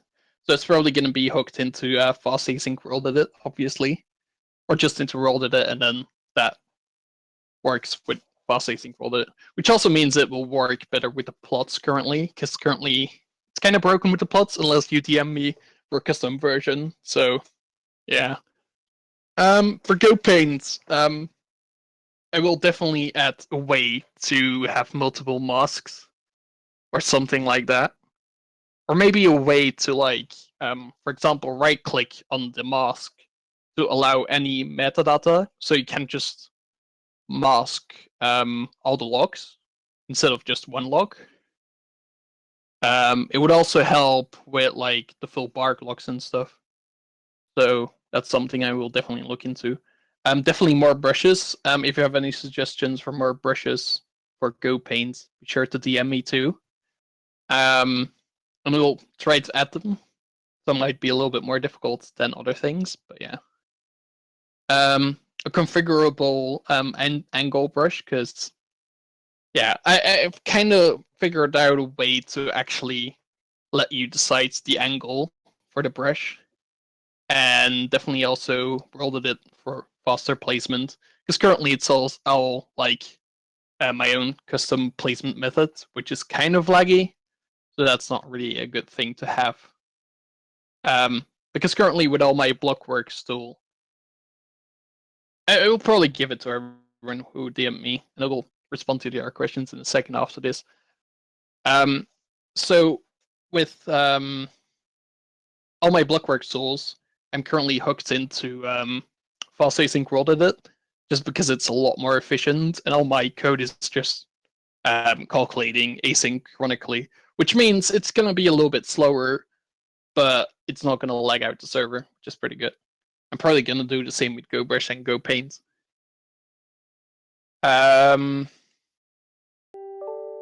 For the schematic browser, I don't really have too much planned. Maybe a way to have personal schematics. That would be cool. But other than that, I don't really see a thing that I can add to it. Maybe I can implement a schematic kind of placer with it, because that might be cool. Because currently schematic brushes have been quite horrible recently.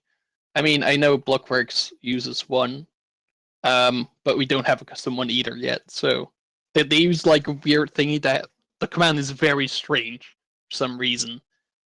So yeah, that's the thing. Okay, just checking the chats right now. Terrain plugins, where are they? What do you mean by that? I mean, we have a couple of custom terrain plugins over at Blockworks, but they're just for us, so yeah. I'm sorry for not sharing those plugins, obviously, but I mean, I got paid to make them, so, and somebody is shifting in my face. Thanks, Blosky. It's kind of annoying. Okay. If there's any more questions about future plans of my plugins, you can ask them right now. You can't DM me? I think you can. Or just add me as a friend and I'll accept it. That works too.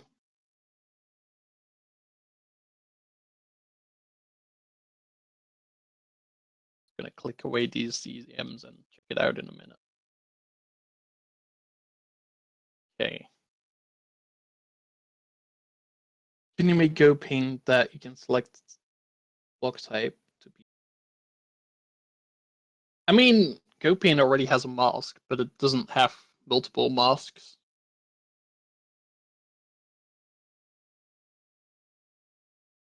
I will be explaining about a certain brush that we have over at Blockworks in my next section. So I'm theoretically breaking my NDA, but HydraX's kindly allowed me to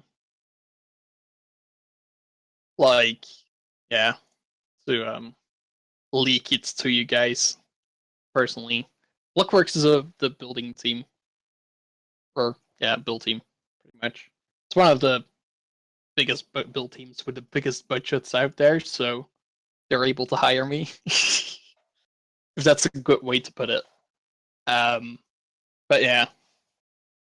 I mean, the point is about me coding for Blockworks is it's so much fun for me because I can literally code whatever I want, and just as pretty much a hobby, and get paid for it. I mean, you guys are builders, and if you get commissions, you're kind of restricted to what you do because the client wants whatever they want. But with Blockworks, it's just they say like, we want building tools, and I just come up with crazy ideas that I will explain later on, and just make them reality.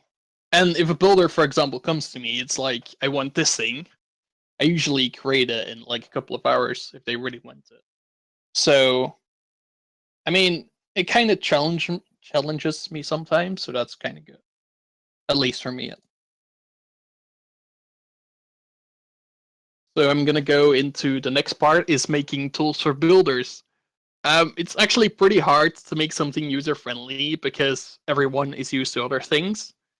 I think if you know about GoBrush and GoPaint, once you get to know them, and the UIs are usually self-explanatory if you have worked with the items, and like GoBrush and GoPaint both kind of have the same menu style, I suppose.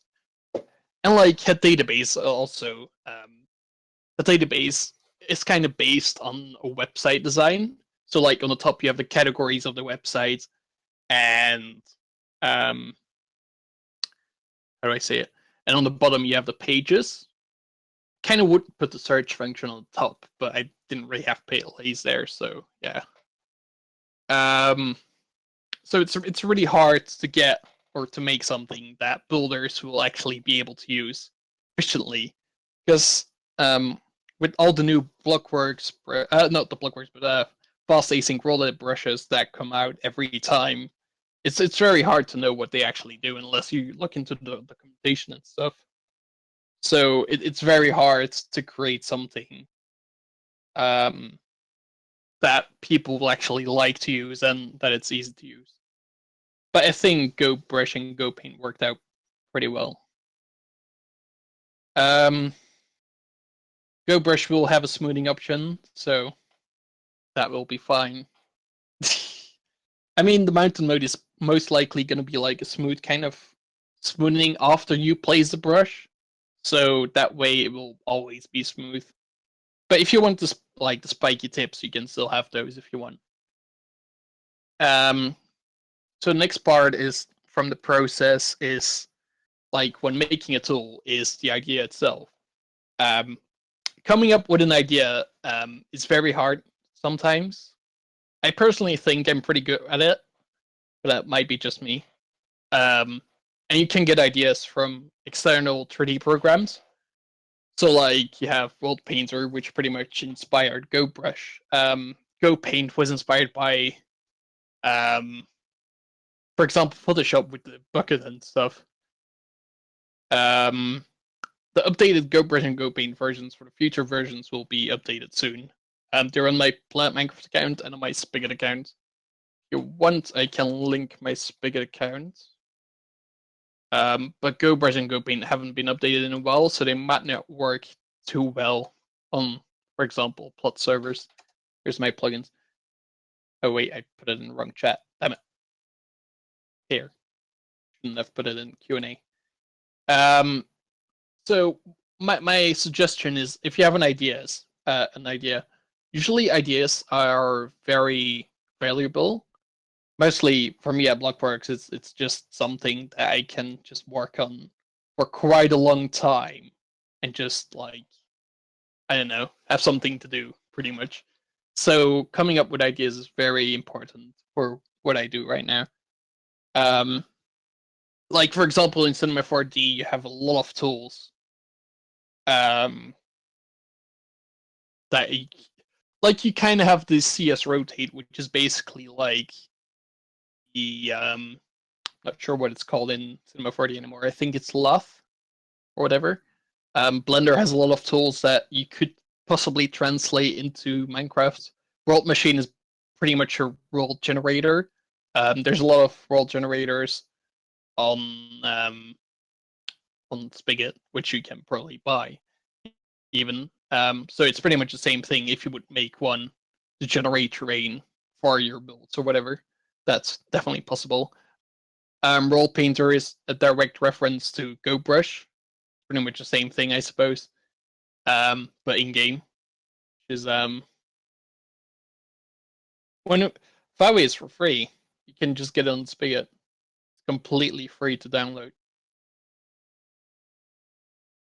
And else, Xenoloix. A spigot plugin, you can just run it locally. The only thing you need to do is either download it from a dodgy website or compile it yourself. Yeah, Fire isn't me. It's fast async world made by Empire 92.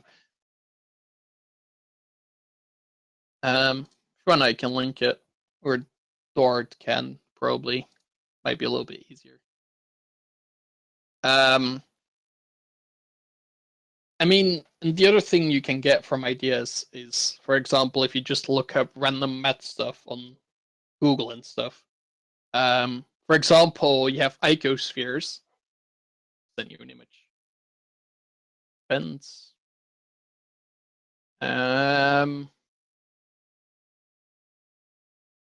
So like icospheres are pretty much spheres made out of triangles. So this is a thing that inspired me to make a certain brush that probably a lot of people know about because Arius leaks those things. So basically what an icosphere is, you can pretty much make it look more like a circle the more triangles you add. So on each line of like the top one, that's like the basic variant, and you can add a new point from the same distance from the middle on the middle of each line, and then connect those lines to get another triangle. And that way, it's going to be becoming more and more like a circle, which is pretty nice. So if you have a pretty high resolution one, they will start looking like this. And one of the things that I really liked about it was the fact that it was like a point-based sphere. That way, there's currently already terrain generators out there, and the logic that they have is you have multiple points, you get the average of those multiple points, and then you either increase it or decrease it, and that kind of makes realistic terrain. One of the algorithms that's used for that is the diamond square algorithm. Google that.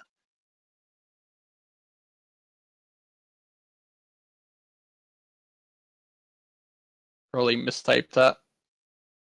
Either way. Here it is. It's basically kind of inspired a little bit by that to generate like height maps, right? And the way how I did it is, so first I'm going to show you what I can do with it. I'm pretty sure all of you guys know the work brush from Blockworks, because people like to leak it, and you can pretty much randomly generate rocks with it. So the idea behind it is I randomly place the first points of the icosphere from a distance from the middle, so you kind of get a weird shape. And then I just make more triangles between those points and get the average point and add a little bit higher or a little bit lower. And that way you can kind of get smooth rocks of kind of random shapes, I suppose. And I mean, it's just a combination of tools that could be made, and I just made it into a new tool.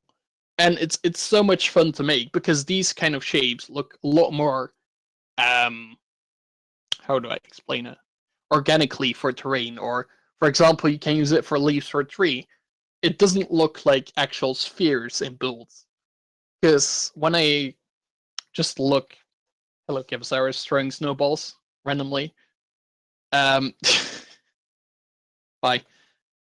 So the spheres that you currently see with a lot of builds is from Voxel Sniper. You don't really have it with GoPro and stuff, so that's kind of nice. But you see, like a lot of builds, you kind of see like the round, really round shapes. And with my brush, you don't really have that because it's a more natural shape, and you can literally just like put down boulders and stuff on the ground randomly. So that's a lot of fun to do. I also have a way to like make them smaller and higher in some dimensions, which can get you the results to, for example, KillerX post. If you haven't seen it already, just click on it and you'll see it. It's pretty much just a couple of modifiers, and you can get those shapes very quickly. Yeah, some pretty cool stuff that you can do with it. I mean, it's just really nice to have, like, I don't know. I'm really proud of this kind of brush, mostly because it's such a unique thing that nobody else has ever thought of, in my opinion. And yeah, so that's nice. Okay, next thing. So I probably skipped a lot of things because I was talking about the rug brush thingy. But the rug brush idea basically came off the world height maps generation and icospheres combined. I think there's rug brush rug generators out there online, but I pretty much came up with the idea how to do it myself. So that comes to the next bit, is the logics, how you actually make it, or how you will make it. Is instead of like just randomly starting to code, you kind of have to come up with a mathematical solution to your issue. Like with icospheres, you can split it up into one triangle into 4 triangles, which makes it 3 new triangles, obviously. And that point can be offset with a random amount. And the more you add triangles, the less influence you wanted to have, because otherwise you will probably have some spikes on the rocks. So that's not too realistic. And for example, like the logics behind, I don't know, not much logics. Maybe about GoBrush is like just with height maps, it's logic. You just have to know the pixel value of like the blackness and the whiteness, and then you can just place blocks down. I mean, that part is not too difficult to make. There's been a lot more complicated plugins out there that I've made that are currently for Blockworks. For the coding part, it's just Java knowledge that you need to have. There's not much to it. I mean, there's just a couple of things that you have to keep in mind. If you don't want to lag the server out, you should hook it into the fast async rule API. If needed, I can supply a code example in the future. Somebody is wondering. And the helpful thing about it is then you can use masks or gmasks if you really want to for any tool that you make. And just like Bowie itself, it also allows you to like get the selection of what the player has, so you can kind of use that too. It's also very good for efficiency because you don't want the server to lag if a lot of people use it at the same time. And another thing is to make it an async task, which means it's not. So on the server, it uses 1 core, right, of your CPU, and it's constantly running all the ticks and stuff. But if you're gonna put a task in it, which is quite mathematical heavy, it's gonna slow down the server. But if you put it on an async task, it's gonna make a new kind of thing and run alongside the server, so it's not gonna lag out at all. But you can't do actual block placement in asynchronously unless you use the fast async role of the API. Yeah. Also, a thing about making your own plugins is testing. It can be quite dangerous. I've posted like quite a couple of things already on Twitter before with like disasters of my plugin. And yeah, just have your own test server for sure, because otherwise you might crash your public server or whatever you're putting it on. Also, a thing you have to keep in mind, if you want builders to use your plugins, yeah, have to make sure it's very well documented. Because otherwise, yeah, people will not know how to use it. So that's kind of tricky. And also showed or like explain to the people how they are better than current already existing tools, and that way you can build quicker. There's a couple of tools on Blockworks that really speed up some of the building flow of Minecraft. Because like there's a couple of things in Minecraft with Minecraft builders is like sort of curvy stuff. It's very difficult to do without specific plugins. So yeah, I mean, a lot of people just spam the beeline command that they really like to do. But usually that doesn't really work that well. But yeah. I'll also be having a giveaway. So if you're in this channel, you might be in luck, who knows. So the giveaway will be pretty much my time, I suppose. So whoever wins will be allowed to tell me whatever they want, except for the thing that I just explained, the workboard at least, to just make something for them as like a private plugin. So like, yeah, if you want something, they can also save or tell me to release it publicly. Yeah, I mean, the thing is, right, if they have a really good idea, it might become public, or they might, I mean, it's up to them if they really want to. But as long as it doesn't take me literal weeks to make it, I'm fine with making it. But yeah, pretty much like a free commission, I suppose, of me. So yeah. I'm not sure how I'm gonna do the giveaway though, because that's kind of tricky. Cake plugin, that could work out well. Okay, let me. Well, actually, I'll do it at the end of the panel. Or just tweet at me something that could work too. I think that would work. If you tweet something at me, like at Arcaniax, like enter giveaway or something, then you'll be entered, and then I can have a random person win it. But yeah, I think that's pretty much it right now for my panel. If you have any questions, go ahead, and I'll try to answer them. Live coding demo. Well, I mean, thing is, right? I only have 30 minutes left. But like, I'm not gonna be able to make something well in 30 minutes. So yeah, just tweet me on Twitter, just at me with a tag, and I'll pick a random one. So that works.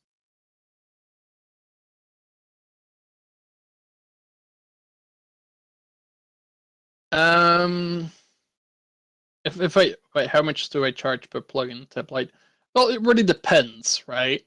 I mean, like how big the plugin is, how complicated it is to code, how much I actually have to do myself logically, and like how much I have to figure out myself. So it really depends. But yeah, you get to don't know it. That's not. I've never agreed to that, Burrito. So yeah.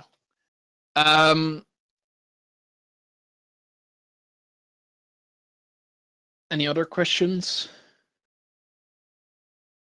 Person new to coding out first. Well, if you want to learn Java itself, then I would say to just start with the basics of Java. I mean, there's a lot of YouTube tutorials out there and stuff like that. Although some might not be too perfect. But yeah, I think Code Academy is decent if you want to learn the basics. Code Academy. This one. If you just want to start learning coding. I mean, a mistake of making a plugin. I mean, the amount of bugs that I've been creating in plugins, or like things that don't make it work at all, it's quite tricky. Because like you have to test it on your server, and most of the time I just add like messages in below with like the data inside of variables. Just to know what's actually going on within the code.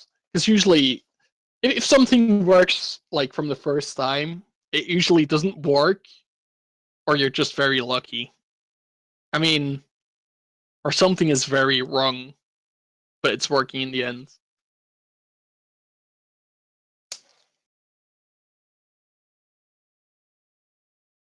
How often do you share your progress with people? Well, I mean, I'm not really.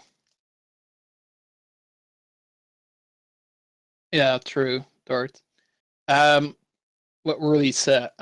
Basically, usually, because I'm really happy with making stuff, I usually just post it in the Blockworks Discord because I'm just happy that I made something, and I want to kind of show it off to people. And the thing is, I can't really show it off on my Twitter because it's under NDA, obviously.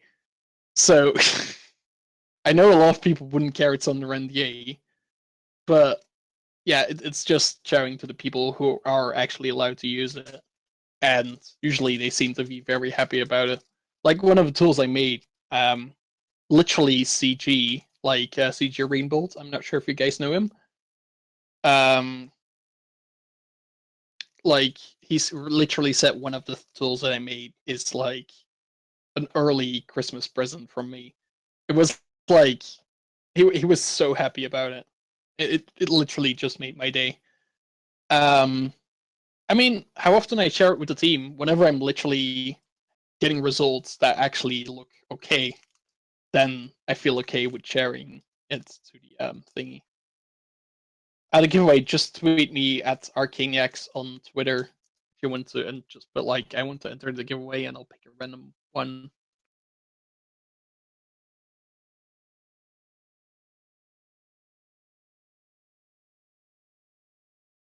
To be fair, people that know about the image plugin, right? I know that a lot of people know that I made one. Yeah,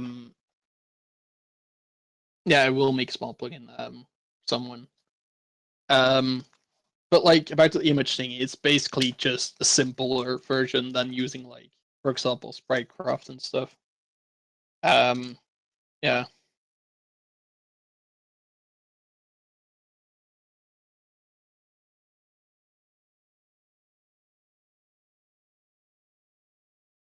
Giveaways for a small plugin. Yep.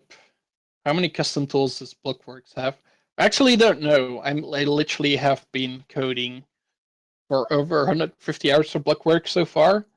So I feel like the amount of things that I made is pretty decent for the amount of time. No image giveaways. But I mean, pretty sure. Wait, doesn't Block Refuge have like an image importer too? So I don't really see the point. Just go and Blockworks Refuge. Wait, let me accept these friends.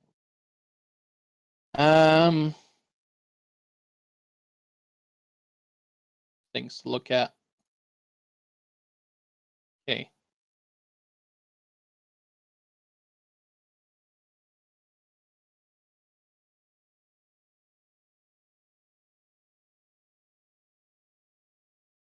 Well, I mean, I'm not really a fan of binvoxing Super, but there's tools out there that already do that, and they just give you a schematic. So in theory, you can already do it yourself. Although it might be a little bit tricky to use the tools, but I'm definitely not planning to make converter for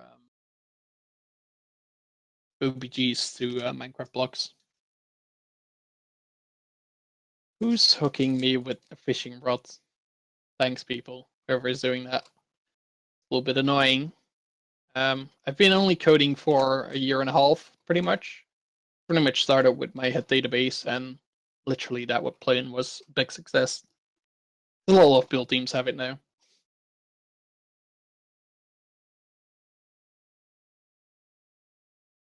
Diddy Skywalker, I also have coded the GoBrush, GoPaint, a database, and schematic browser, which are publicly available. So, yeah. So I don't only code for Blockworks theory, so also for the community itself. You think there's a way to render a specific part of your skin in a server like some? It's a very complicated question.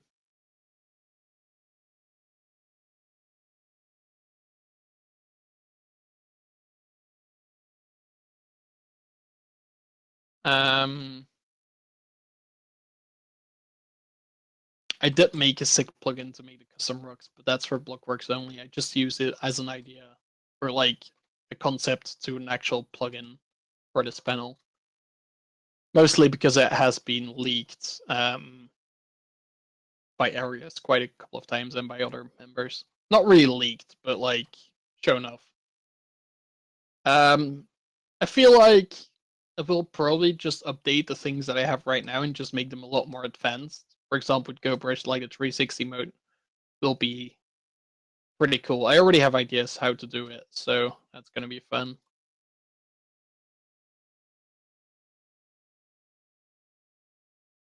I did code a little bit outside of Minecraft, but that was mostly for school, and I don't really have use for it. And I really like with Minecraft, with plugins, that you have pretty much instant results whenever you code something. So you don't actually have to code like an entire thing and hope it works to get like just a screen to pop up. You could learn to code at Code Academy. Already posted that link before, I think.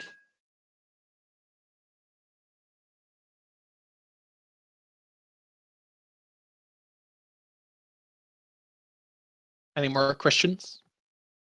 And if you just want to learn how to code, it's just like the motivation behind it. And if you're really good at like solving issues with your mind, and yeah, then be alright at it. You don't actually have to be that great at maths. The most challenging plugin you've had to make.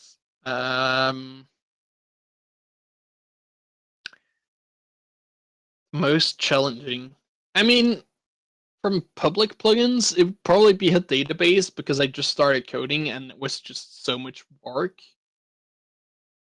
That it was quite overwhelming. Although I did make it within like a week and then I just kept updating it. Do you think YouTube tutorials are available to learn bucket coding in general? Maybe. Usually they're not really that great at actually explaining the things. They're most likely to just like actually type it and you probably just copy it so you don't actually learn too much from it. So I mean, it's mostly gonna be like just you doing the coding yourself and learning from that. What's the simplest plugin you had the biggest impact? I think, like that I made myself, or I think like GoBrush had the biggest impact, mostly because it's free. But Head Database has been quite a success, although I mean GoBrush in theory, it's not like rolled it in any way. It's a really tiny plugin actually. So in theory, I think that one has had the biggest impact, mostly because Hypixel uses it. Like CubeCraft uses it. So it really speeds up the building for every builder that really needs to pump out maps very quickly. For example, a thing you can do with GoBrush is just make a mountain, turn it upside down, and you pretty much have a floating island. Or somebody else in Go Creative that I used to see is like a very tiny mountain that they just pull up and they just like change it to wool, and you pretty much have a tippy hut or something. You have any plans for other plugins that are totally not building related? Not for the public at least right now. But I don't know. I mean, if the person that wins, I don't know. It's pretty weird. That I don't know. I'm just very happy to create generators because they're just so much fun to make, and like you instantly get like 3D result in voxels, which is pretty cool. I'm already in college network or university, whatever you guys call it. Doesn't really. But I'm gonna switch courses soon though, because I'm currently multimedia technology, but there's too much audio and video stuff. But I literally went there for 3D modeling and yeah, for the giveaways, just tweeting at me. But there's not. I literally went there for 3D modeling and developing, but there's not too much of either of those. It's more like audio video stuff, which is kind of annoying. So I'm probably gonna look for a better college study at. It's kind of a shame because it's the second year already. I kind of quit the second year, so now I have pretty much rest of the time until the summer vacation for doing stuff. Just kind of nice. So I can create some more blockwork stuff and earn money at the same time to save up a little bit for the future. Now that I can still do it without actually having a job and just being at home.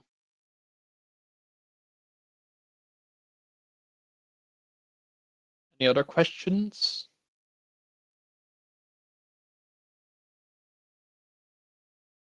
Well, I don't really work for Ava anymore. I mean, I still have the developer rank. So I mean, Builder's Refuge might be cool in the future too. Some of the plugins might go on there. Because if you've been following Builder's Refuge, they have tweeted something with the Blockworks logo. Will you team up with Empire 92 to make Fabi even better? I mean, I'm not planning to really work in Fabi, but I will use it, and I know Empire itself. But me and Empire will probably create some stuff together at some point.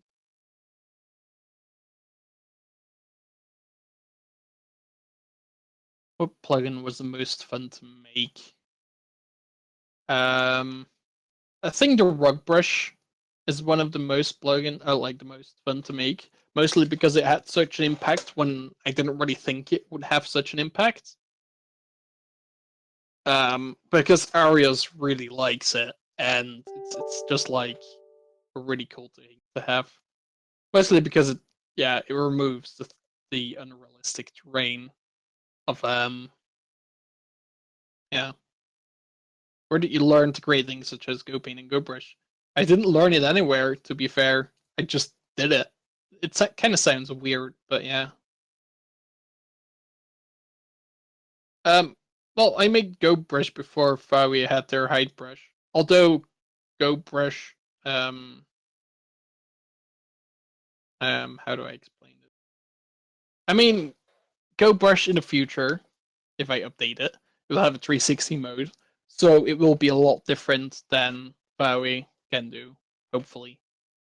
What do you mean out of boxing? I'm not sure what you mean by out of boxing. I've never heard of that before.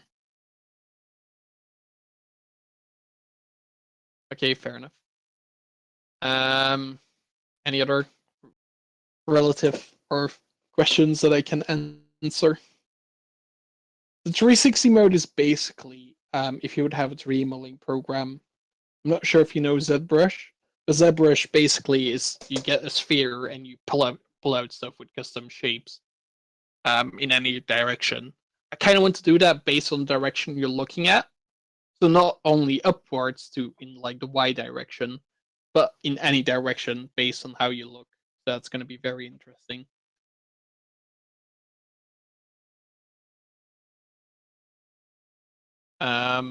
But we'll also include a smoothing mode, a pushing and pulling mode with custom height maps. So that will be, obviously it's an update to GoBrush, so it will be public once I release it.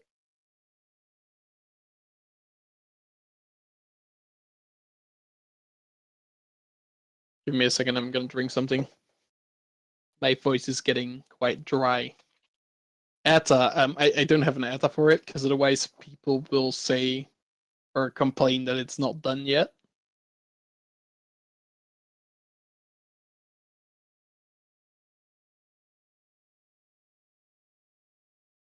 But I'm gonna say soon. I'm first gonna for the public things I will do is I'm first gonna make my database work with the full recode, and then I will move on to GoBrush. Do you have a dream plugin to make like something that you're really? I do have something in mind, but it's probably gonna upset a lot of you guys. Is some sort of AI? Well, not really an AI, but a tool that learns from builders how to build and then just create buildings themselves. But that seems quite impossible to me, at least. But in theory, it should be possible, but it would be very complicated to do. I mean, it would probably have to have some sort of human filter anyhow to actually see that it's actually built decent and like give feedback to the actual learning machine. In theory, yeah, I could create my own build team bot, I suppose. Bot build. There we go. But yeah, I mean that might seem fictional. Yeah.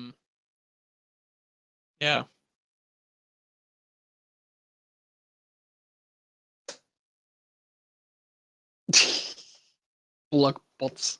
And I don't really plan on renaming the GoBrush and the GoPaint just because the names are just doing great right now, and they just sound really good. But it's most likely just going to be like Voxel Painter, Voxel Sniper, I mean, because Voxel Box is pretty much that right now. Like nothing. I don't know. What's the biggest donation you ever got on a plugin? The biggest donation was from CubeCraft, actually. It was a $300 donation for GoBrush, which allowed me to buy a new phone for Pokemon Go. So that actually relates to the next thing Unaware said. Just kind of weird. But that was like back in the summer when I actually created GoBrush.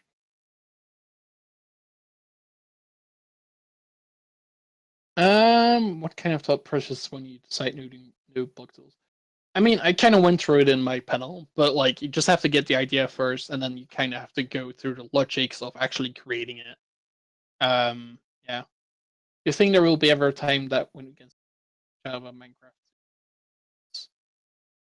I mean, the Windows 10 version is on C# or C++. I'm not fully sure.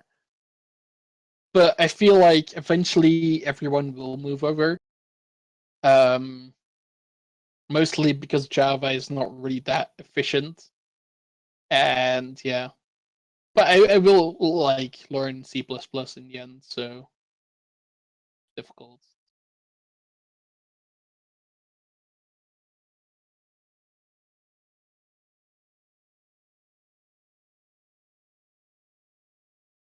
How do I meet build teams that might get me in? I don't know. Just talk to the creators of the build teams, and I don't know. And what Brambus showed, it's just an image tool. I mean, image tools are not that impressive to make, to be fair.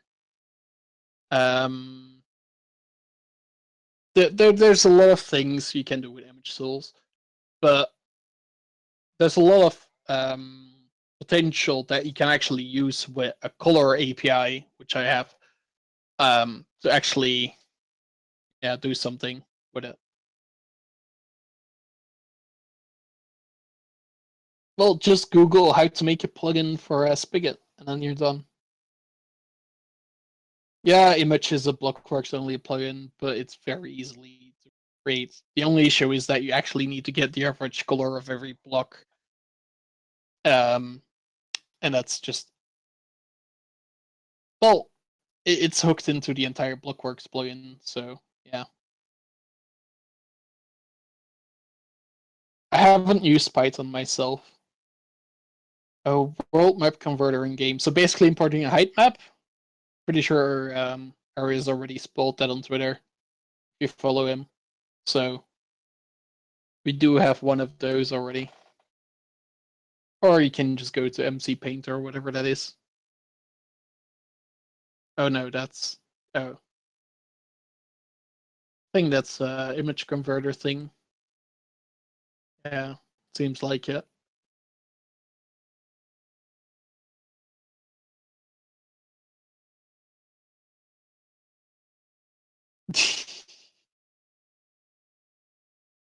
Rest in peace. But I mean, Sprycraft works the best for if you don't have it, to be fair.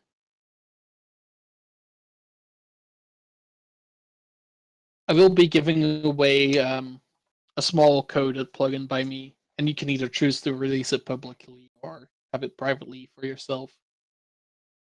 So if you tweet it at me, then I've made far more impressive things over at Blockwork. Sadly, I can't really share them to you guys. So yeah. Yeah, there's a lot of NDA stuff going on. But just be happy I got to explain the rug brush. I mean, if you guys want to recode it yourself and have it yourself, the rug brush, good luck, because it was quite tricky to make. Yeah, I had quite some issues with it when making it, but I won't really explain them. But if you want to make it, you have to experience the issues yourself. NDA means non-disclosure agreement. It's basically a contract. Yeah, you have to sign, and if you leak stuff, you can get sued for it. So yeah, that's always fun, right? No, because we allowed him to actually post those things.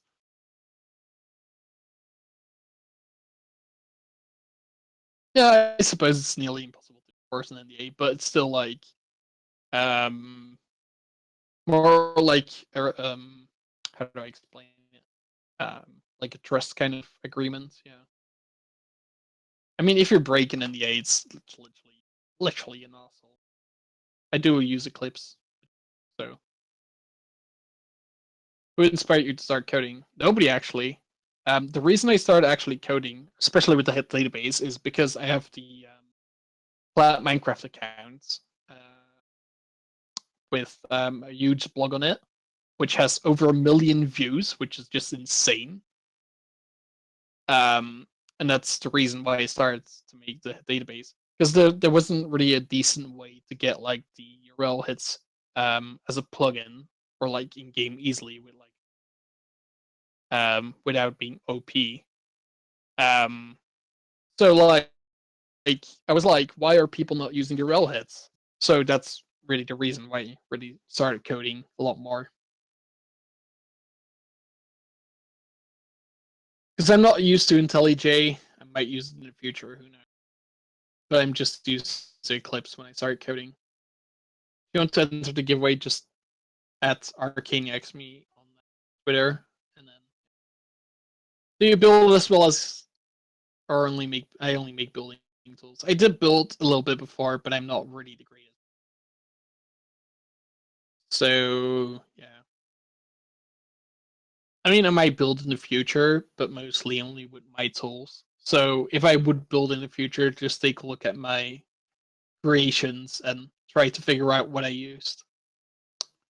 It's a big tip, I suppose.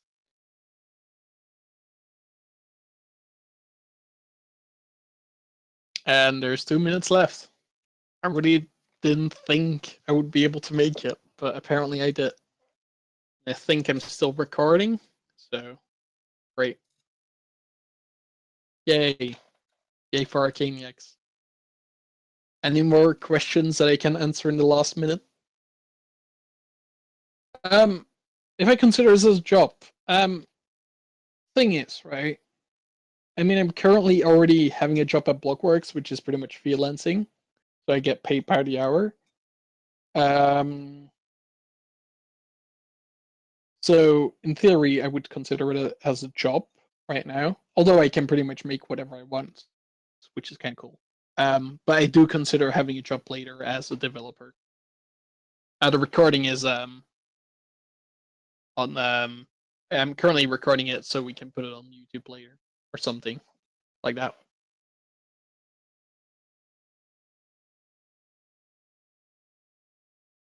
Or Fallen Archangel recording it too. That works too. Anyone stolen my code? My hit database has been leaked recently, which is kind of a shame, and they kind of cracked the code, as you call them, because they removed their user ID from the code. That's kind of annoying, I suppose, but there's not much you can do about leaked plugins on Spigot anyway. So it's also a reason why you don't really want to sell any building tools, or not too many building tools on Spigot, because they'll probably get leaked. And I can't really charge too much because the community usually either doesn't want to pay as much, or won't really sell as well.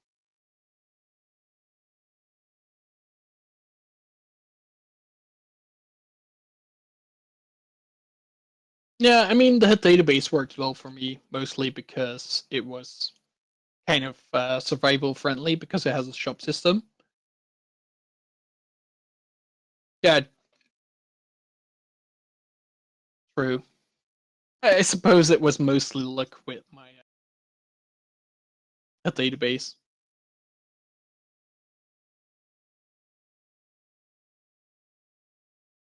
But I feel like, yeah, I mean, I continuously add heads to it, and with the new website collaboration that I will do, will make like have to plug in a lot more heads and stuff. Together with the website, because I'm currently like syncing up all the heads. Time is theoretically up, but I can still talk a little bit if you guys want.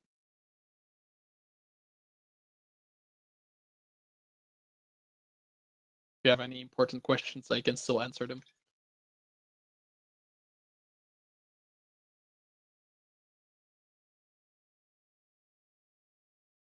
I can't talk about the blockworks. Which aren't.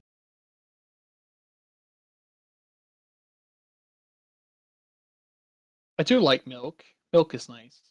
Actually, used to be allergic to milk, so I got over it. And if you want to take a selfie, just come to the selfie throne. I have a huge selfie, and I'll post it on Twitter.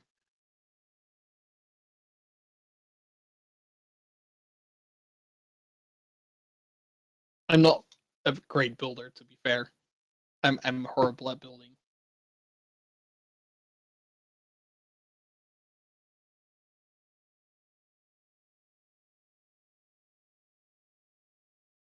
Maybe because you don't post good stuff in that work.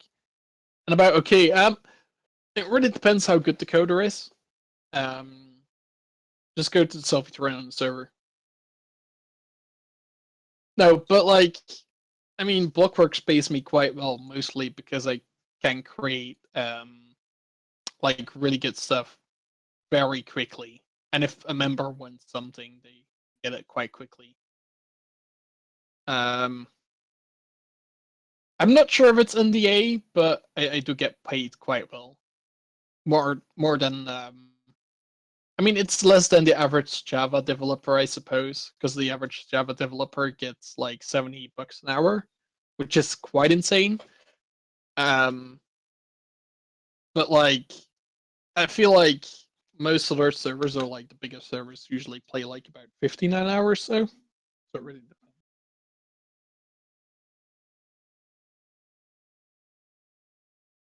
A bit of like Builder's Refugee has my plugins, and a lot of other servers has my database, so.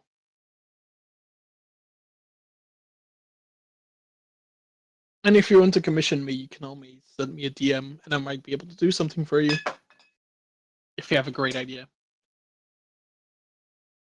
What server? Builder's Refugee.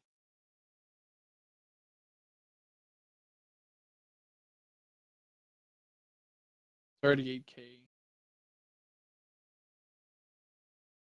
Quite.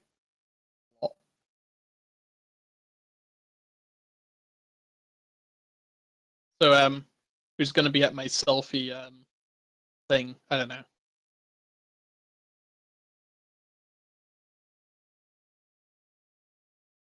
Not sure if it's worth posting a picture of it.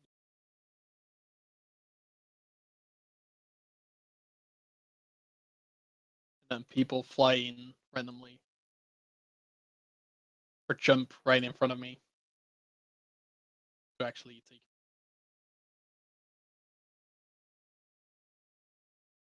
There we go. So thanks for coming to my panel.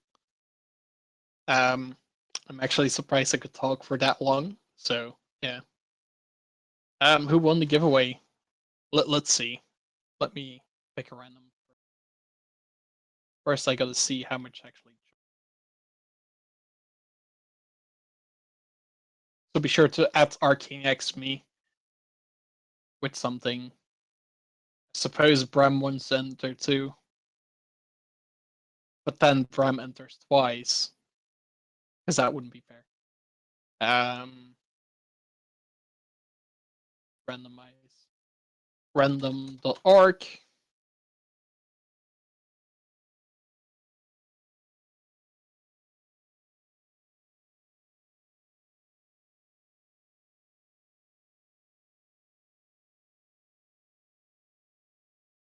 Five, six, seven.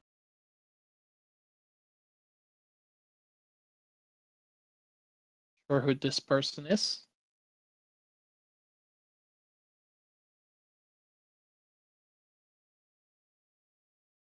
So Alex de Grotte won. So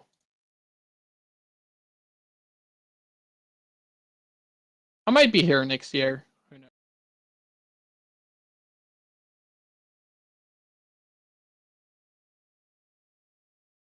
Wait, is Alex still in here? You won. There we go.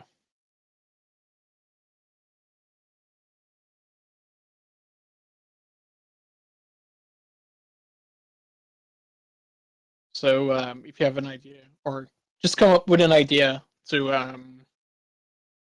you didn't have to DM me on Twitter. Just at me at Arcaniax. Post something.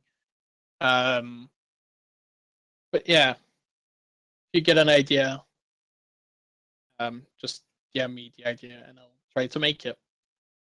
And you decide if it's public or not. So maybe the people in here can convince you to actually publicly release it. Yeah.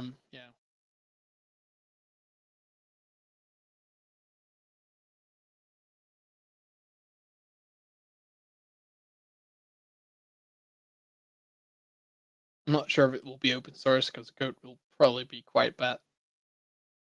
I was giving. Oh wait.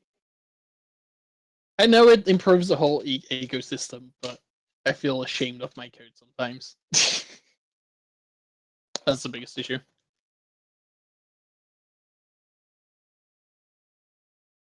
Well, if you looked at the database code, it's messy as fuck. Yeah.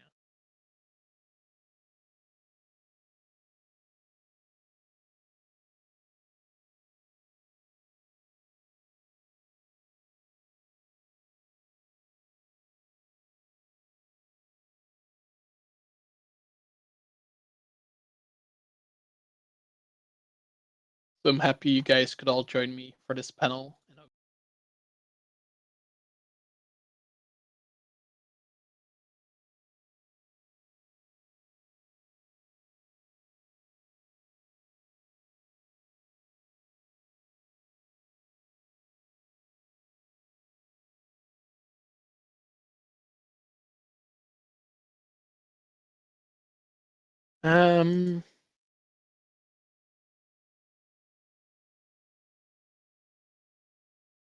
Problem, guys.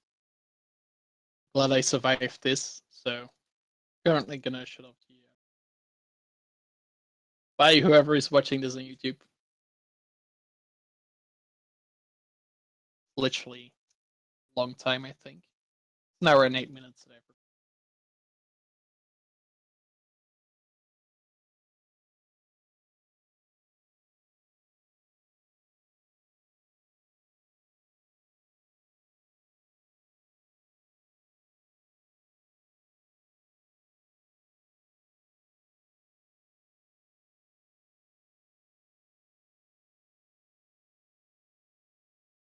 Thanks for saying that. I recorded it myself, and I think somebody else recorded it. If anyone wants to talk to me, I'll go to a chat below so you can talk to me. And I hope it was interesting enough. So actually, I think some of you waked up way too early for this panel anyway, so